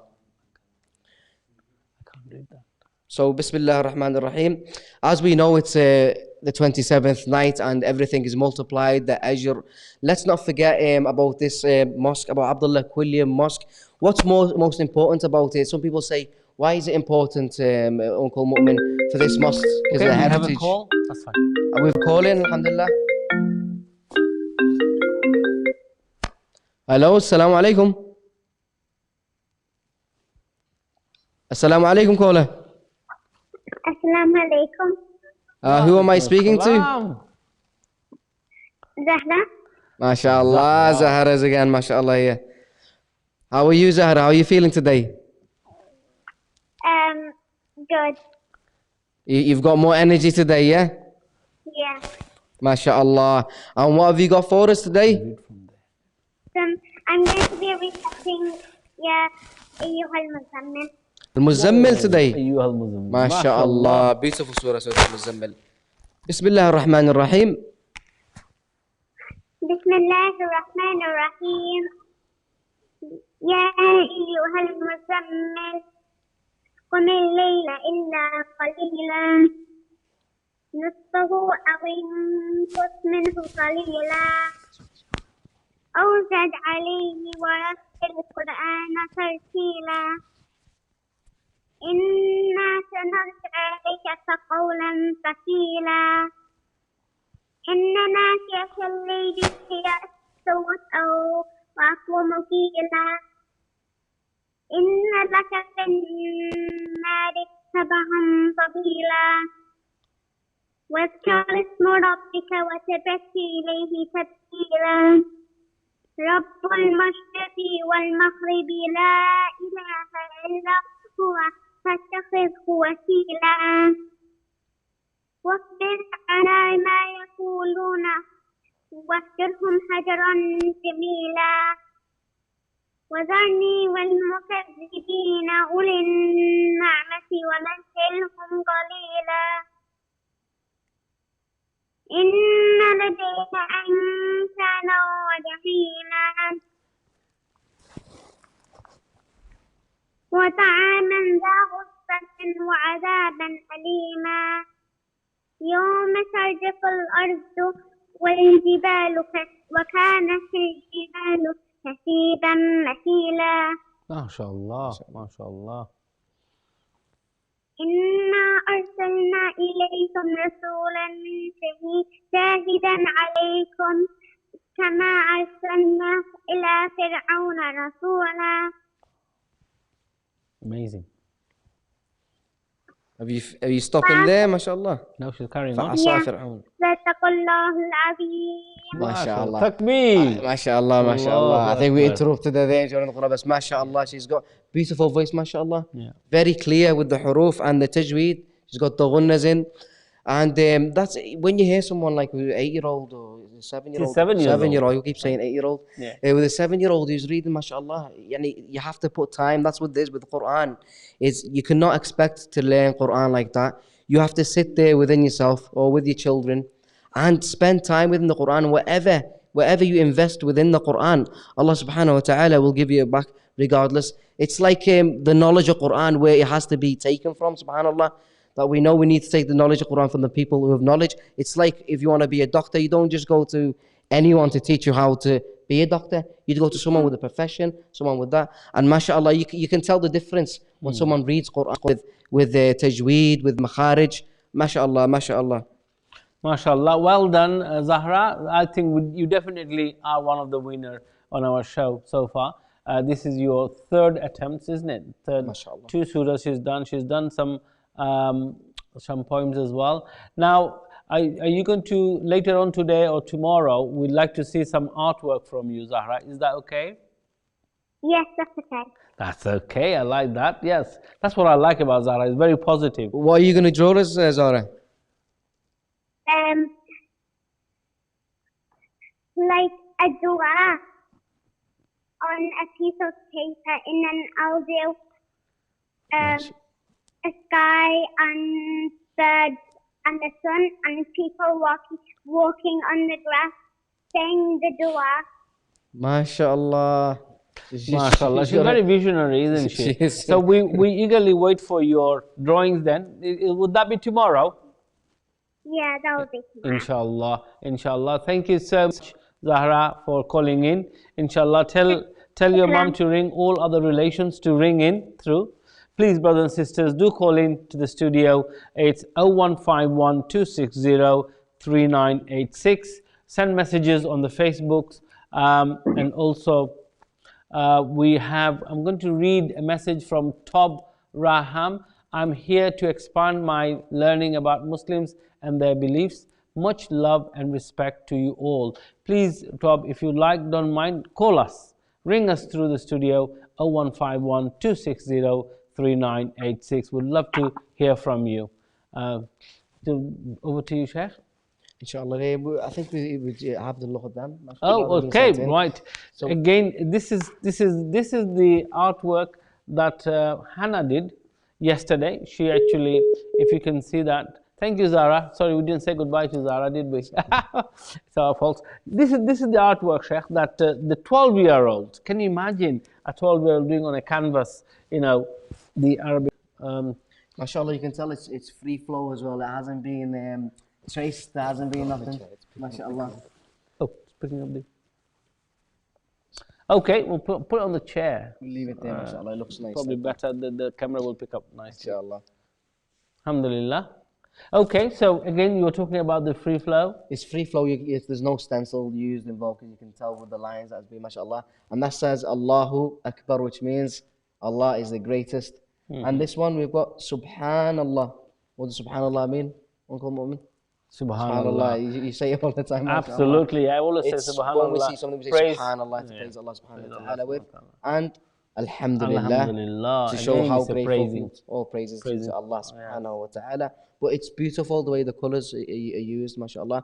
So we've got a competition as well. If you think you can do something similar like that, or something, if you can compete with that, we'd like you to send it in, inshallah. If you can send it in through WhatsApp, or you can send it as an image. You don't have to send the whole thing itself, but we just thought we'll bring the real thing just to see. But do you know what the amazing thing, brothers and sisters, is? Hannah has handed this piece of art to us. Tonight, most likely to be the Laylatul Qadr night, the 27th night. And what she said is, we're extending Britain's first mosque. We're in the process of purchasing next door building, a very large building. We need a large amount of money.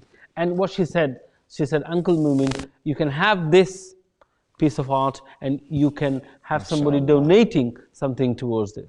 Okay, so here we are. This is a beautiful art done by a 12-year-old brothers and sisters. So if you like to donate something and have it framed in your house, please on the Facebook, put your offer in, or on my WhatsApp, send the offer in. It's 07949 921 692. It's on your screen as well. So please, and do donate. You can pay directly into our account, or you can use the launchgood.com/first mosque, or go to abdullahquilliam.org/donate. If you go to our website, there are many means to donate it. That's the easiest way. Beautiful art, Hannah, mashallah, says Nasima Mia. Great, I think it is wonderfully written. In fact, if nobody pays anything for it, I might pay something to the masjid and get it myself. So if you've got any ideas, if we're putting anything towards it, you can just put it down in the comments and we'll see it up, and we'll or give us a ring, inshallah, if you're looking to purchase that offers, inshallah, and all the money will go to the cause towards the mosque. May Allah subhanahu wa ta'ala give his benefit, inshallah, and this blessed day, inshallah. There we go. We have another one, if I can show you. This is done by Zara, okay, the little girl, the 7-year-old who were ringing in with the recitation earlier. She has given her painting away. Can you imagine? Believe it or not. She has given hers away.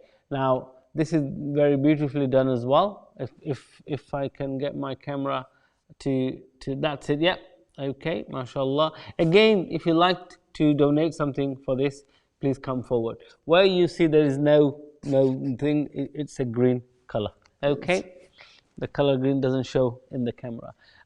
Shall we do the other one as well? Okay, here we have, this is the night. This is a blue sky. This is a deep actually painting. Very deep thinking. Shall I put it on the chair here? We'll put it on Sheikh Haroon's chair. There we go. I think you won't be able to tell unless you proper look into it. Once you have it in front of you, in front of your hand, you'll be able to see that, mashallah, there's different shades. That's it.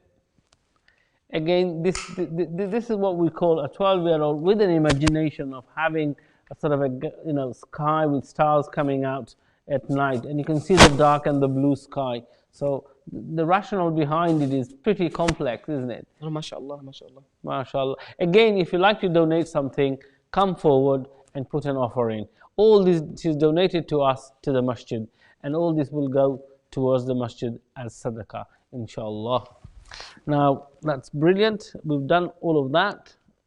Okay. So we'd like us all just to remember to call in, inshallah. So encourage your children and anyone watching, don't be shy. Just pick up the phone and just give us a ring, inshallah. And let's hear your talent, inshallah, whether if it's Qur'an or anything, Nasheed, whether it's art, or whether you just want to talk to us about your day, about Ramadan, about Eid, or anything that you want to speak about, feel free to call us, inshallah. And the telephone number is 260-3986. That's 260-3986. Jazakumullah khair. MashaAllah, barakallah. Jazakumullah khairan. Sheikh Waddah, it's really good. Now, come on, brothers and sisters. We had a number of calls yesterday I know you're very busy preparing yourself for tonight's prayer. Tonight's is the main night, the 27th night of Ramadan. Many of us will find it come next year, many of us will not find it. Many of us will have the opportunity to donate now, many of us will not have the opportunity to donate come next year. We may not be here.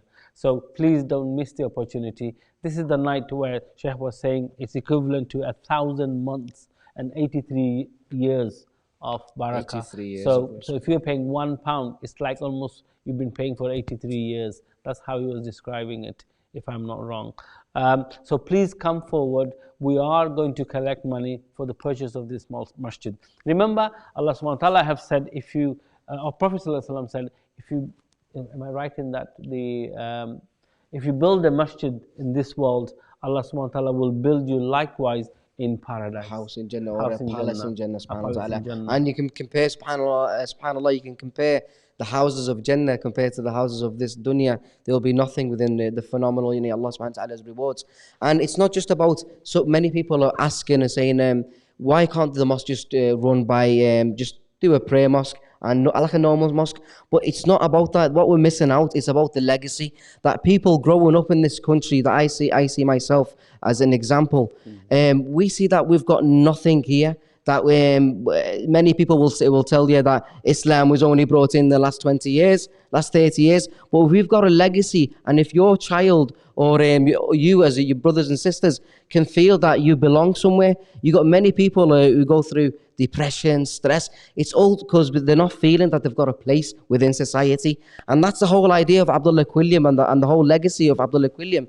Is from the beginning, he designed this mosque, subhanAllah, to meet everybody's requirements. He didn't say, oh, I've become Muslim, let's forget about my past. No, subhanAllah, within the Sheikh's ideas is I've got to be an example. I'm one of these people. I'm one of these people in this community, and I'm going to benefit the community. Even though you see the result within a few years, over 500 people coming into Islam. Yeah. That's phenomenal. Yani, subhanAllah, yani, most of the du'at, the shuyukh these days, won't even be able to, get that amount of numbers, subhanAllah.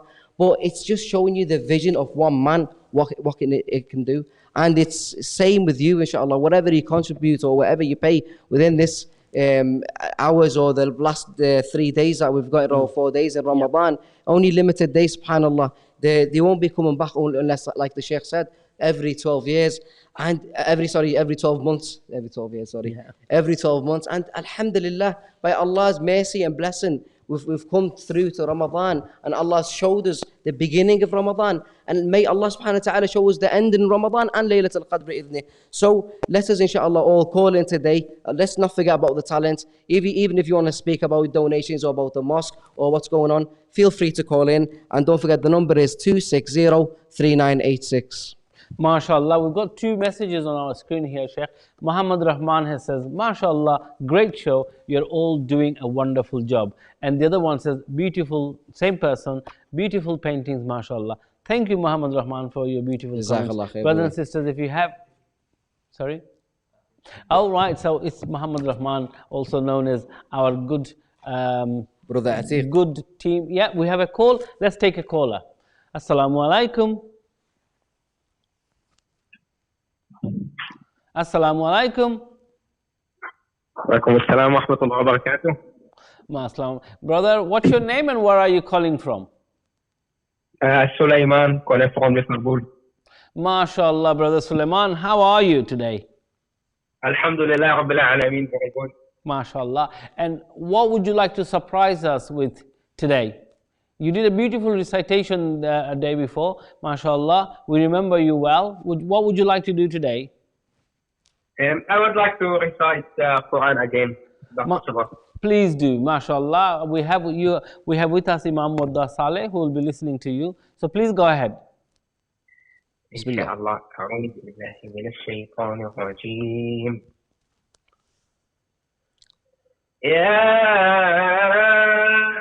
أيها الذين آمنوا اتقوا الله ولتنظر نفس ما قدمت لغد واتقوا الله إن الله خبير بما تعملون ولا تكونوا كالذين نسوا الله فأنساهم أنفسهم أولئك هم الفاسقون لا يستوي أصحاب النار وأصحاب الجنة أصحاب الجنة هم الفائزون لو أنزلنا هذا القرآن على جبل لرأيته خاشعا متصدعا من خشية الله وتلك الأمثال نضربها للناس لعلهم يتفكرون هو الله الذي لا إله إلا هو عالم الغيب والشهادة هو الرحمن الرحيم هو الله الذي لا إله إلا هو الملك القدوس السلام المؤمن المهيمن العزيز الجبار المتكبر سبحان الله عما يشركون هو الله الخالق البارئ المصور له الأسماء الحسنى يسبح له ما في السماوات والأرض وهو العزيز الحكيم ما شاء الله ما شاء الله ما شاء الله ما شاء الله الله الله أكبر. أكبر ما شاء الله جزاك الله خير ما شاء الله is beautiful beautifully read ما شاء الله and you said you were 16 last time ما شاء الله Yes 16 ما شاء الله and I asked Sheikh Sadek as well about you you know ما شاء الله he told me you're one of his students Yes yeah he spoke to me about you ما شاء الله and Surah Al-Hashr was at the end of Surah Al-Hashr Yes what does it remind you of Surah Al-Hashr the end of Surah Al-Hashr huh? In the first phase, in the first ayah, it reminds us that we need to see what we did for tomorrow. You know, when we die, what we did for tomorrow. That's true. We should all look for what we've done for tomorrow. That's why whatever we do today, we should be thinking about like tomorrow, Yawm al-Ghad, is Yawm al-Qiyamah, that we should think about what have we done today for that day, subhanallah. And mashallah, your tajweed is beautiful. You know, your full tajweed, that's why you go to Sheikh Sadek, mashallah. And within the tajweed, when you've come to mashallah, to a level where you read very good.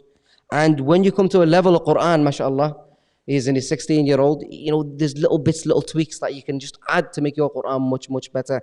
Within your ghunnah, try and keep 2 harakat. If you're using 2 harakat, try and use it with all of it. So don't say, Inna alladhina and then say, I'll say it away, jump off with 2 harakat. Do each, like when you're reading each letter, try and give the same amount of ghunnah. So this ghunnah that I've made in this ayah is 2 harakat. The next ghunnah is still going to be 2 harakat. Within the whole Qur'an is going to be 2 harakat. So just maintain that level. But beside that, mashallah, beautifully read. I felt each word, mashallah. Jazakallah khair. MashaAllah. Jazakallah khair, Brother Suleiman. Please do come back with us, possibly more recitation from yourselves, or even a poem if you like to recite. Read a poem anytime during the month of Ramadan. In that picture, inshallah, I would like to do some nasheed. Yeah? Of course. Now? No, inshallah, like tomorrow or after, inshallah. Khalas, prepare well for tomorrow, inshallah, and give us a ring, definitely, yeah? You are definitely a contender to win a prize. He's got the voice for the nasheed. So carry on. I could see a possible winner, Brother Suleiman, inshallah. There are prizes. Go on. Yeah, I hope to see you soon, inshallah, Sheikh Waddah, when our masajid, inshallah, is open again. Inshallah, definitely, Habib, definitely. So you are a boy of our boy, shall I say, from Liverpool. He's one of our lads from Liverpool. There's 2 messages. Thank you so much. Jazakumullah khair, brother. Inshallah, we'll hear from you again tomorrow. May you stay well and safe, and remember us in your dua. Assalamu alaikum to Brother Suleiman. Now we have 2 messages on our this is from Turkey, Metro Karadeniz. Wow, I can't even pronounce the name. Karadeniz says, MashaAllah, Mubarak Qadr night from Istanbul. So he's saying, Mubarak from the Laylatul, the night of Qadr night from Istanbul. So we get messages from Istanbul, Istanbul, yes. So people are watching from Turkey as well. And the other one, he says, Inshallah, see you in Liverpool. Of course, brother Myrtle, we will see you in Liverpool, inshallah. It's the Abdullah Quilliam legacy. See, Abdullah Turkey, Quilliam, the connection that he's got. Yes, Abdullah Quilliam had a connection with the Ottoman Empire, the ruler of Turkey, the entire Ottoman Empire, which included Turkey, of course, and even now. But I'm surprised the people of Turkey, the government of Turkey, has not taken much interest in the Quilliam as yet. It's probably because we haven't plugged enough into their porthole to be recognized. I think by people sharing and liking everything, inshallah, and subscribing, thus we get the message around, inshallah, even more. It's a big project, it's a big legacy, alhamdulillah, and it's an honor for each person that, working from whatever you're doing within the job, within the project. It's an honor for each person to be, given the khidmah to Allah subhanahu wa ta'ala. And second of all, to the cause, alhamdulillah, that was lost for over 100 years and then founded again by the barakah and the blessing of Allah subhanahu wa ta'ala. And that's the main thing. So we'll keep, inshallah, definitely keep, inshallah, keep your calls coming through. And the number 260-3986. And don't forget to go on the launchgood.com /First Mosque. /First Mosque. So you can do all your donations through that. Or they can go to our website. Or the website, it's easy, inshallah. And also your Zakatul Fitr, everything should be paid through the website, inshallah. Just give the website a visit and just explore it for yourself. It's easy to go through it, and it'll be easy to pick up the things over there. Okay. So in a moment, we are going to show you a short video which was done by Imam Ajmal Masroor on Britain's first mosque. Please, we'll see you in a moment, inshallah. Please watch the video. Liverpool, one of Britain's first multi-faith migrant hubs, attracting Muslims from around the globe. It was here in 1856 that William Henry Quilliam was born. In 1887, after a short trip to Morocco, Quilliam announced his conversion to Islam upon his return to Liverpool. Abdullah Quilliam was very essential in introducing Islam to Britain. In fact, you could say that without his efforts, Islam would not have been introduced to this country until much later in time. As the numbers of Muslim converts in Victorian Liverpool increased, so too did the need for a space that would allow them to practice their faith freely. And so Britain's first mosque was born. Quilliam was able to obtain 8-13 Brougham Terrace to create the ultimate mosque complex. His vision for this building was limitless. He wanted to create a complex that, like Islam, was for all people and for all time. Quilliam, the Sheikh of British Isles, eventually left England after facing endless hostility and persecution. His cherished mosque fell into disrepair and was eventually abandoned. We got the building in 2007, and by that time the building had been vacant for 7 years. It was vandalized. Lots of sections of the roof were missing. Since then, the Abdullah Quilliam Society, with the help of the global Muslim community, have been working tirelessly to restore this complex to its former glory.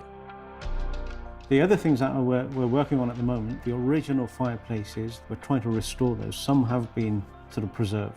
You will see the original arches, the original crescents designed by Quilliam and his architect specifically for this mosque. Our next phase of work is to make this a visitor centre.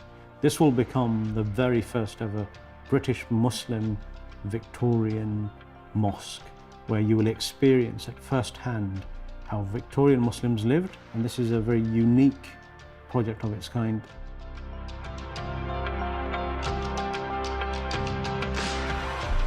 Brothers and sisters, here in Liverpool, we're trying to restore Britain's first mosque. Abdullah William Quilliam was one of the earliest converts to Islam, and he established this mosque more than 100 years ago. It's been dilapidated, left to ruins. We are on target to completing this project and restoring Britain's only Victorian Islamic experience. We have also the opportunity to buy the next door building. To complete the modern and the old Islamic experience, we need to raise more than £2 million. Would you like to be one of those founding donors helping us to complete our project? Please donate generously using our website address below.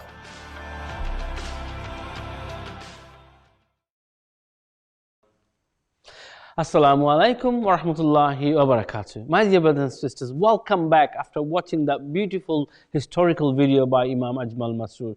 We are live from Britain's first mosque, and we are in the Ramadan 2020, the talent show, the show which embraces everyone in the family, from the little one to the oldest one in the family. And we have 4 or 5 categories, which are Quran recitations, poetry, Nasheed, art, calligraphy. So if you like to be any of those or multiple of those, that you have talent, please come forward and call the studio line on 0151 260 3986. If the call is busy, do hold the line or do call back. Now, I'd like to introduce you our next guest, a special guest here. He is the Imam of Penny Lane Mosque in Liverpool, Brother Imam Zubair Patel. A very warm welcome to you. Assalamu alaikum, Imam. I can't shake hands with you.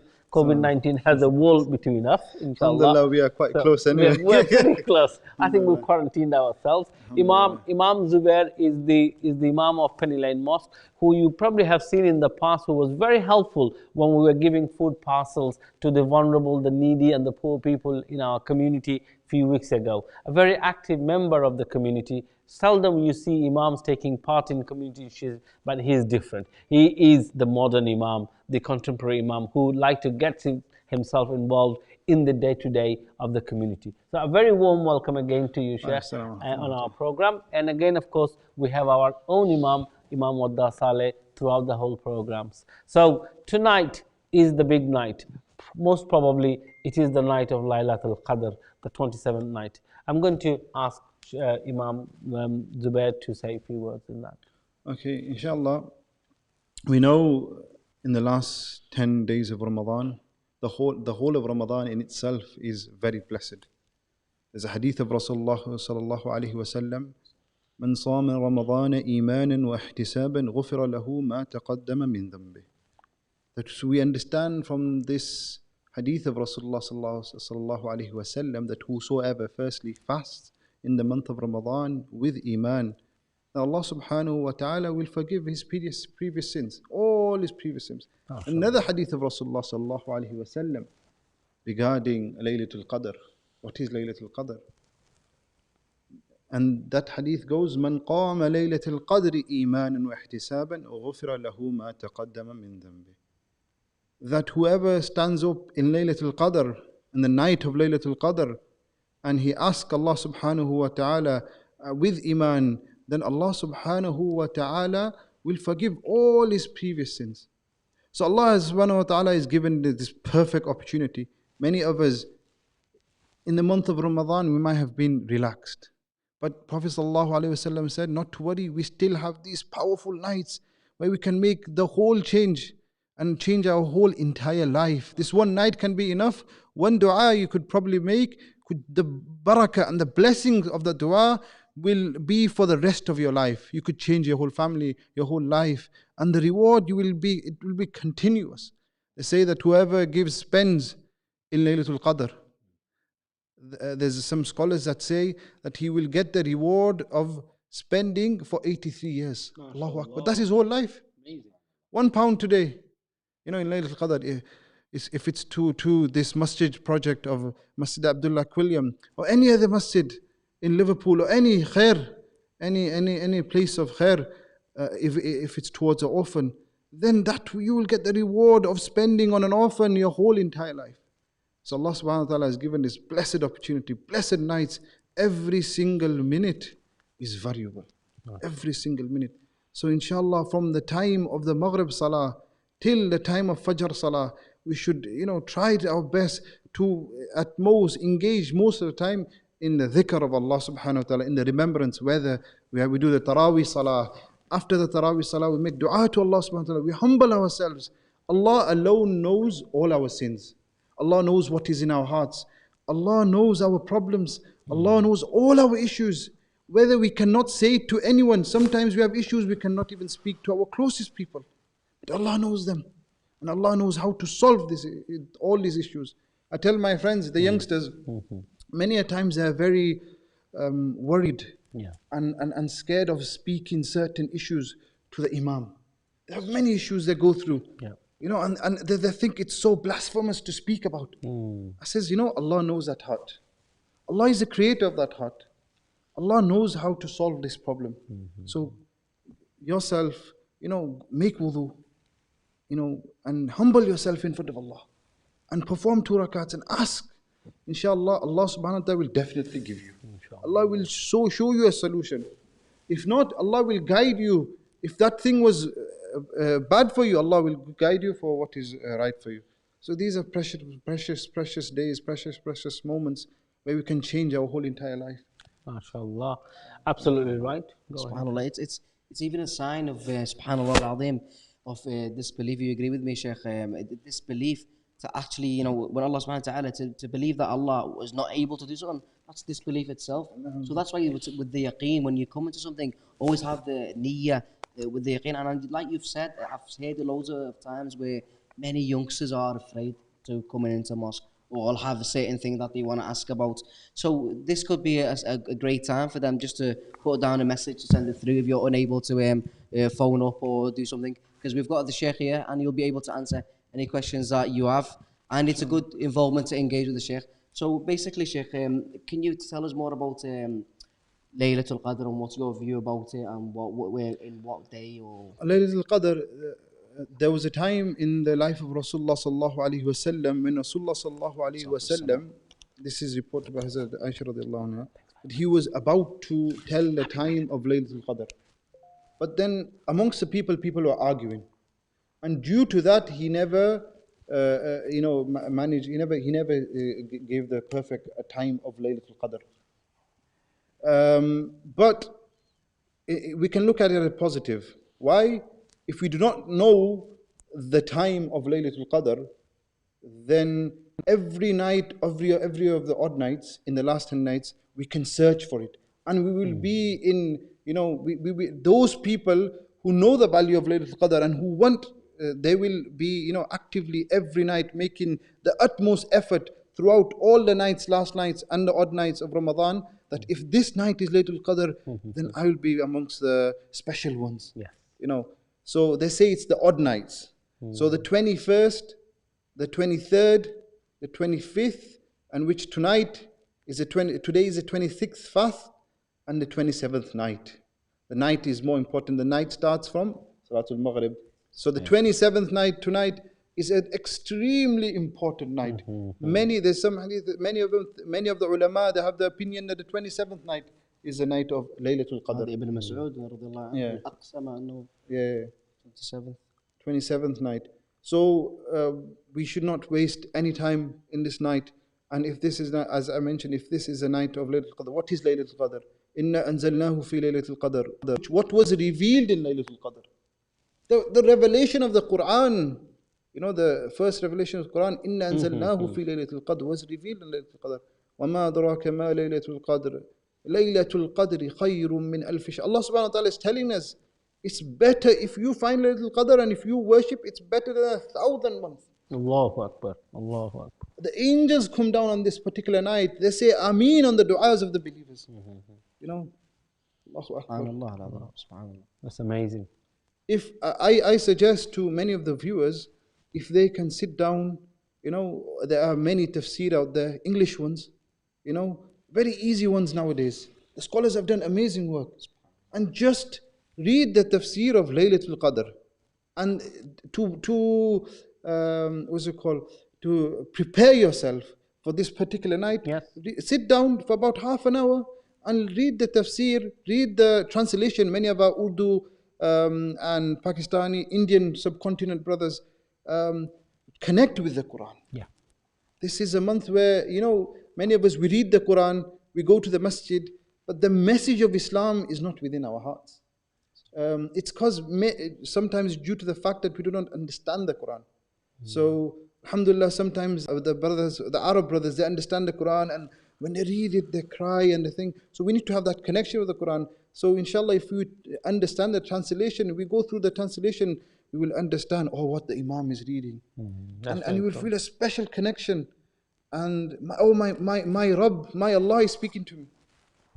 When you read the Quran, my Rabb is speaking to me. Allahu Akbar. Look, he's speaking to me. Yeah. And this connection is amazing. Even with that, Sheikh, we have even when you say in the Arabic language, even within the Arabic language, not every Arabic speaker would understand the Quran because of how intellect the Quran is. And when you look at Subhanallah al-Azim, sometimes you'd be sitting next to it and one of the brothers would be, Subhanallah, if they're a Pakistani brother or a Bengali, he's non-Arabic speaker. And Subhanallah, you'd be praying next to him and he would be shedding tears more than the Arabic speaker. It's Subhanallah, with Quran, there is the shifa, there is the feeling, there is the tuma'nina within the Quran that comes down sometimes before understanding. But that won't come until you prepare yourself for Quran. You cannot just on the go start reading the Quran, expect it to flow in your head. It's like memorizing. When you memorizing, there'll be a certain place where you walk to, a certain room where your brain would be able to memorize. So look for find yourself. That's the whole idea about Ramadan and about Laylatul Qadr and about searching for the days. Allah subhanahu wa ta'ala, like the Shaykh mentioned, it's not a giveaway to give to anyone. Like he said, why it's even going to be better when we don't know the day within the last 10 days. You're not going to lose anything from doing ibadah each day. It's opposite. You're going to gain even more and more on edge. Each day you're doing the same ibadah that you do, even if it was Laylatul Qadr. So that's why Allah subhanahu wa ta'ala will give it to the person who's seeking it. So the main thing is the intention that we have before it and the amal that we do. So there's no point in having the intention without the action after it, without the amal, subhanAllah. SubhanAllah, alhamdulillah, as the Sheikh mentioned, that the seeking of the night, that is a very important thing. And alhamdulillah, that this ability only comes to the ones that that Allah subhanahu wa ta'ala loves. He gives them the hidayat meaning the intellect of understanding that this is this is blessed times.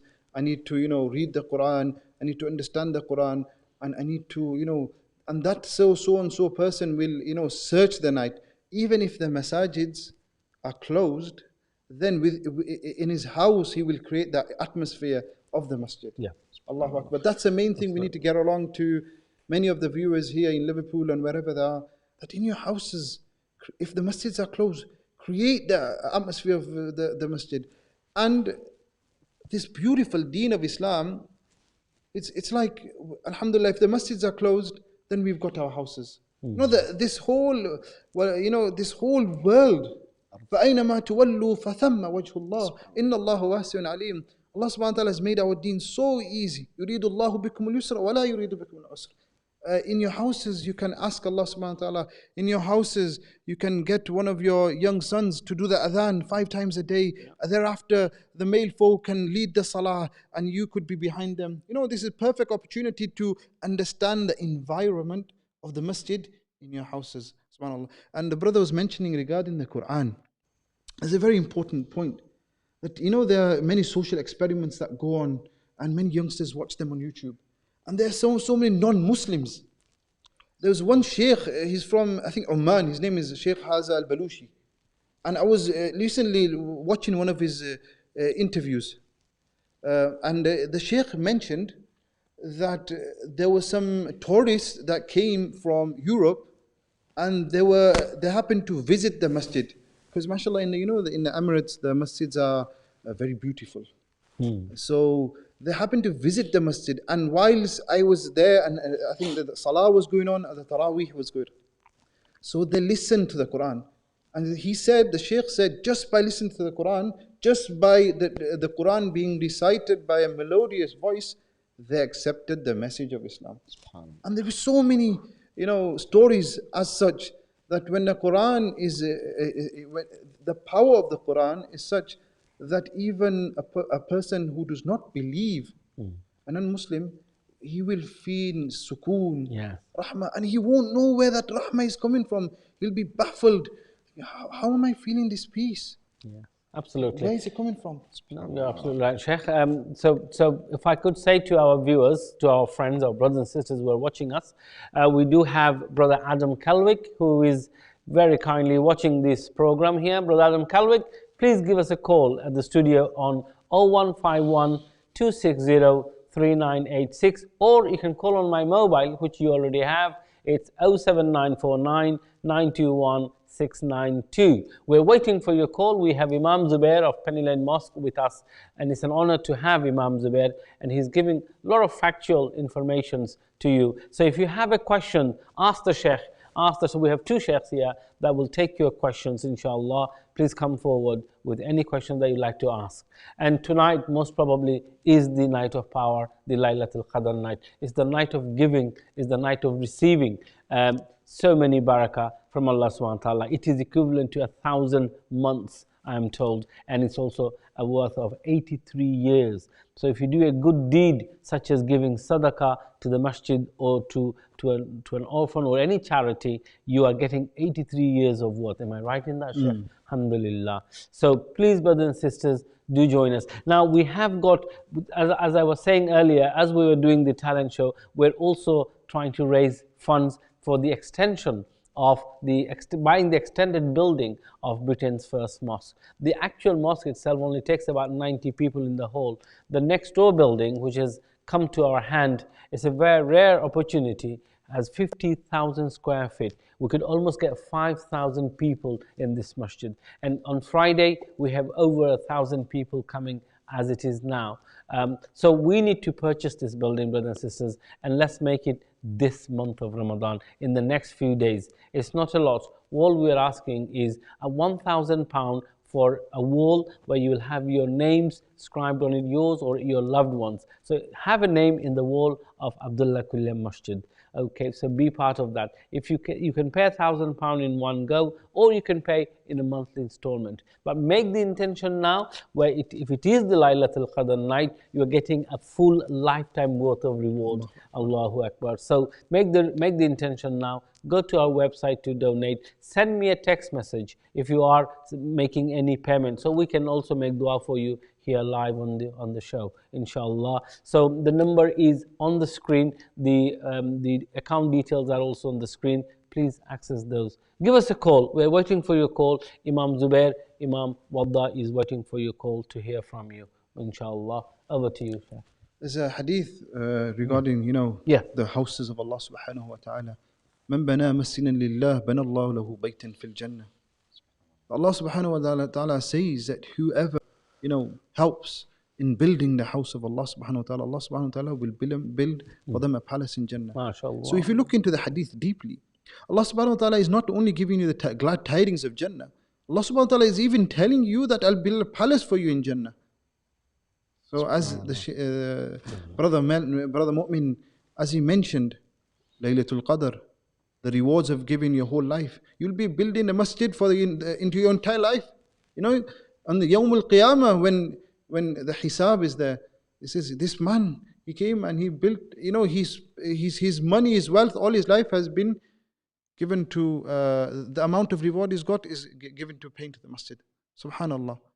And many hadith. If you look into the life of the Sahaba, Ridwanullahi alayhim ajma'een, Hazrat Abu Bakr radiallahu anhu and Hazrat Umar radiallahu anhu, they were ever competing, always competing. Yes. To win each other in khair, in good, in spending in the path of Allah. Once Hazrat Umar radiallahu anhu, when our Prophet ﷺ called out, we are going to go in the path of Allah, bring whatever you have, So Hazrat Umar radiallahu anhu thought that, I'm going to bring half of my whole livelihood, everything. And today is a day where I will beat Hazrat Abu Bakr radiallahu anhu. And he came rushing happily in front of the Prophet sallallahu alaihi wasallam, thinking today was the day that he's going to beat Hazrat Abu Bakr radiallahu anhu. Lo and behold, Hazrat Abu Bakr radiallahu anhu came and he bought every single item he owned to the Prophet sallallahu alaihi wasallam. Umar radiallahu, Allahu Akbar. Hazrat Abu Bakr beat him once again. He bought everything. Prophet sallallahu asked him, what have you left at home? He said, Allah and Allah's Rasul. Allah and Allah's Rasul. That is enough for the success of our generation. Allah and Allah's Rasul. Allahu Akbar. لا أسابقك بعدها أبدا. What did he say to him after that? Yeah. He said, I will never ever compete with you again. Allah knew his limits of Abu Bakr radiallahu anhu. Subhanallah al-Azim. The generosity of your... We have a caller. Bismillah ar-Rahman ar-Rahim. Let's take a call. Assalamu alaikum, caller. Assalamu alaikum. Is the call? Assalamu alaikum, caller. Call's dropped. Okay. So please, if you have, the call has dropped for some reason, please call back again, my brother or sisters who was calling. So please make some calls. You can be calling in to recite the Quran. Okay, we have the caller back. Assalamu alaikum, caller.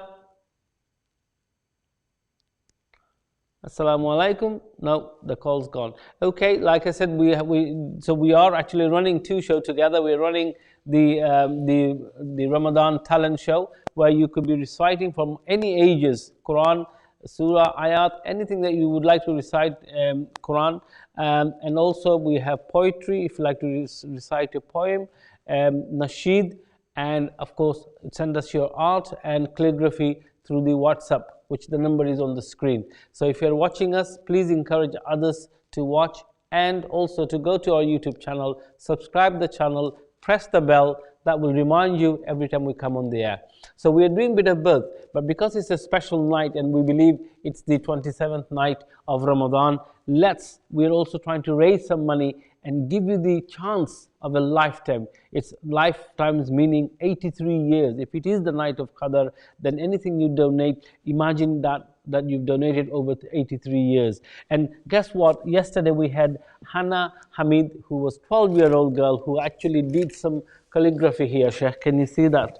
This is the girl that has done it, and she's only 12 years old, and she's done a beautiful artwork here, brothers and sisters. Guess what? She said she's donating this to the masjid. So I'm trying to get that on the screen. Yep, there we go. So there we are. We have this on canvas, hand painted, yeah, absolutely, by a 12-year-old girl. If you like to purchase this, please put in a bid through my WhatsApp number 07949921692. Any amount would be greatly appreciated. Anything 100% goes to the masjid. This 12-year-old has such a vision. Here we are, Sheikh. This is Sky by Night, as they call it. There is a program used to be in the 80s, Sky by Night. And in those days, no, you don't remember that. It's in the 80s. And it was done by an elderly gentleman, Sky by Night, and they would show the stars, astrological program, about the stars and the sky. So, yeah, it's like a night. Yeah, it is. Yeah, you can see the light.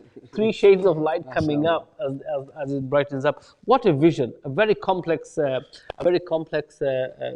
If you look, well, painting basically. If you look at it closely, you got 3 shades. You got the dark, you got the blue sky, and you got the light coming out into the phases. So there we are. It would have been nice if you could get in the background at night. Background there. Just blank. Okay, here's a blank one. MashaAllah, thank you. Our producer is very active. So a great, here we have a blank canvas, if you like. Oh, upside down, I beg your pardon. I couldn't see myself. Okay, it was upside down. I'm just joking with the viewers, I guess. This is the blank canvas, brothers and sisters. If you like to do your own painting and send us through. So you have got a day or two to send us the blank, on a blank canvas, do your paintings, whatever you may want to, and send it to us. If you like to donate it, we will auction it for you on the channel as well. This is almost like the Abdullah Quilliam channels, and it's produced and directed by Dr. Abdul Hamid, and his son Hamza Hamid, of course, who is an 18-year-old boy just completing his A-levels at the moment. And Dr. Hamid is a trustee of our masjid, and as a GP, he donates a lot of time to the masjid. Jazakumullah, make dua for him and his family. I must stress, Sheikh, this is the talwar, the sword of Hazrat Ali alayhi salam. So we're going to go across and show it's a replica. It's a replica. I don't want many people to get. I don't think. Is this sword of Ali, Hazrat Ali alayhi salam, still around? Can we? Is it in any of the museums? I think it might be in Turkey. In Turkey. Some of the in the museum in Turkey. Yeah. Right. Yeah. Okay, brilliant. Again, this is a very rare piece. Again, we got it in our hand some 4 or 5 years ago. It hasn't found a home since then. So I've been literally moving from one room to the other. Tonight is the night. is the night where somebody who has a lovely house that can put up on their landing. Yes.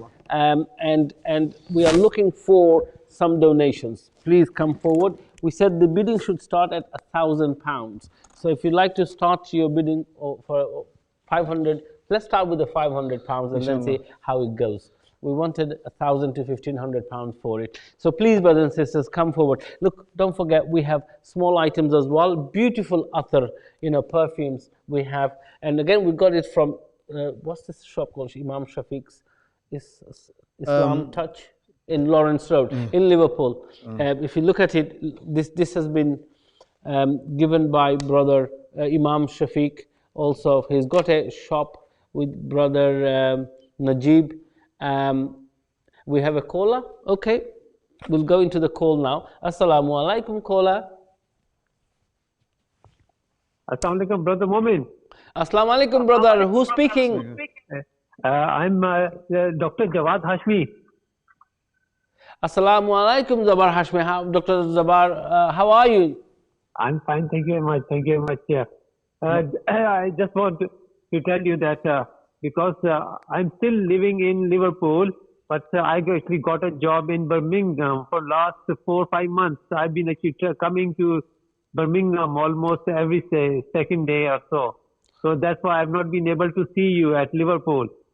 But I've actually donated just now £500 to your society. Allahu Akbar, Takbir. Allahu Akbar, Allahu Akbar. MashaAllah, this is what I call, you're the first brother to call in with some donations. I want more brothers to come in, like Dr. have just called in. Okay, mashallah. So I've actually just already donated 5 minutes ago.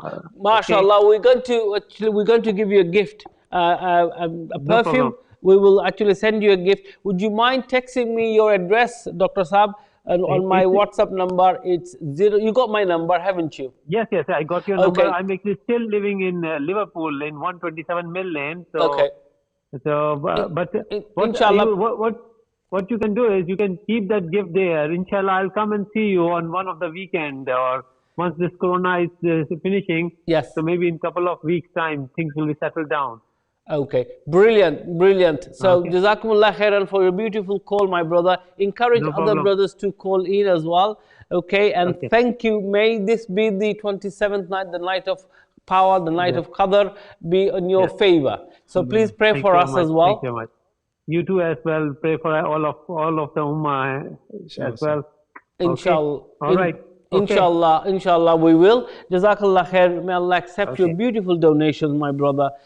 Please keep in touch with me, and inshallah, I will see you when after the COVID, or even during the COVID. If you want to meet up in the mosque, we can do the social distancing and meet up. Inshallah. All right. Okay. Inshallah. Okay. Lines are busy, so please keep calling. If the line is busy, please do hold the line or call back, because we are now beginning to take quite a few calls. Inshallah, please keep calling. We have 2 sheikhs here. Ask the Imam whatever you need to ask in relation to Islamic concerns. You can ask about the Eid prayers. You can ask about the night of power, the Laylatul Qadr night. So you can also ring in and recite your Quran, recite the Quran, or you can read a poem. We have a caller. Wonderful. I love taking calls. Sheikh Zubair, Imam Zubair, would you like to take this call? Inshallah. Assalamu alaikum wa rahmatullahi wa barakatuh. Assalamu alaikum, caller. How are you? Salam. Assalamu alaikum. Hello. Hi, Uncle. Assalamu alaikum. How are you? What's your name? My name is Baba. Speak. Name? Muhammad Joda. Mashhuda, mashallah. Okay, Mashhuda. Would you like to recite something for us? My name is Muhammad Joda. Oh, assalamu alaikum. Muhammad Jawda, and he's my nephew. Oh, mashallah. Okay, so right. Yeah. First I ever recognized him. Okay. He's from, he lives in Gloucester. He's alhamdulillah. Mashallah from Muhammad, Gloucester. Yeah, mashallah. Brilliant. Gloucester. We got a call, mashallah, from Gloucester. Allahu Akbar. All good to you, Sheikh. Subhanallah. Muhammad, are you going to read anything for us, Muhammad? Yeah. Oh, what are you going to read, Muhammad? Go on, Muhammad. Don't be shy, inshallah. Bismillah.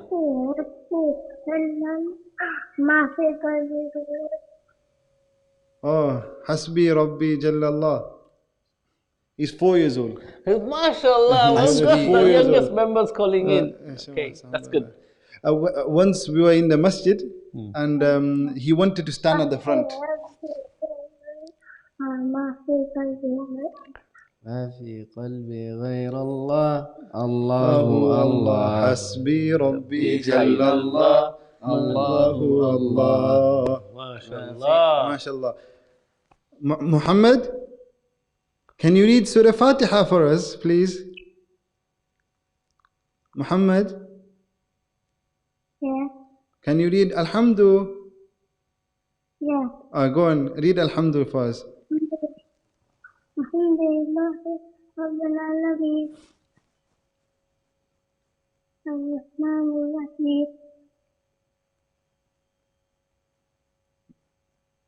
Maliki yawm. Go on. MashaAllah. MashaAllah. Alhamdulillah. Muhammad, Jazakallah for calling. I'm very happy that you called. Yes. Subhanallah. He's probably trying. You can tell he's Inshallah. How Subhanallah. would you Yeah. expect a 4-year-old? I mean, that's amazing. Subhanallah. No, yeah, I was telling her we were in the masjid. We were in the masjid, and Muhammad, he says, he saw me leading the prayers. So he wanted to stand at the front. So I told him, inshallah, we'll see if the other musallis allow it. So, in our masjid is a bit difficult. So, alhamdulillah, I told him that, inshallah, you can stand. And then I says, but do you want to know if you want to become an imam? What do you want to do? So, inshallah, I want to become an imam. So then, inshallah, he has a good thing that, inshallah, one day he will be the imam as well. Inshallah. Now, guess what? Because he tried very hard and he decided a 4-year-old coming on the channel to do, we're going to send you this gift. This is about him learning the Arabic alphabet. Subhanallah. Inshallah. So please, if the parents are watching, please can you text me your address? We will post it to you since you are in Gloucestershire. And the number is 07949 921 692. It's also on the screen as well. Jazakumullah khair, Muhammad, for your beautiful call. Wonderful. This is what really regenerates us, reinvigorates us to stay on this channel for hours and hours because of beautiful call like Muhammad. Brothers and sisters, we are still waiting for your call. Please call us. We have Imam Zubair, Imam Waddah here in this special day, special night. Remember, the night of power starts from the Maghrib time, as Imam Zubair have mentioned earlier. And it is the day, it is the night to give sadaqah in charity. And what a better way to support the first mosque. The very first mosque that was established by a convert, an Englishman who was inspired, who went to Morocco and was inspired by the azan. When he heard the azan, he said, wow, what a beautiful, voice that was coming through. And then he also saw the etiquette, the familyness, the togetherness of people coming together, eating on one plate, and that helping hands, as a society, as a community, as a Muslim family we live in those days. And he was overwhelmed by that. So, okay, I'm going to stop talking here. We're going to take a call. Bismillahir Rahmanir Rahim. Let's take a call. Assalamu alaikum, caller. Alaikum assalam, brother. MashaAllah. Is that brother Mubin? Yeah.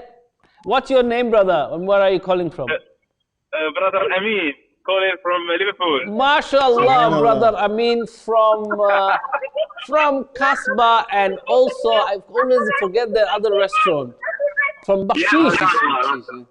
MashaAllah. How are you, my brother Amin? Alhamdulillah, alhamdulillah. How are you, brother Mubin? I'm great, thank you. I'm great. Here we are at the Masjid studio, and thank you for calling into the studio. We have with us the Imam of Penny Lane Mosque, Imam Zubair, and of course Imam Waddah Saleh as well. Thank you so much. Hello. Assalamu alaikum, Imam. Hello. Yes, please. Would you like your daughter to read something to us? Yes, my little son. My son, they're gonna read a thing for you. Okay. How old is your son? Okay, he's 2 and 4. MashaAllah, that missed the previous caller. Okay, please go ahead. Yeah, I have you. Yalla, Bismillah. Okay, Mr. Muhammad Ghani and Mr. Nasheed. Bismillah. Ar-Rahman. Ar-Rahim.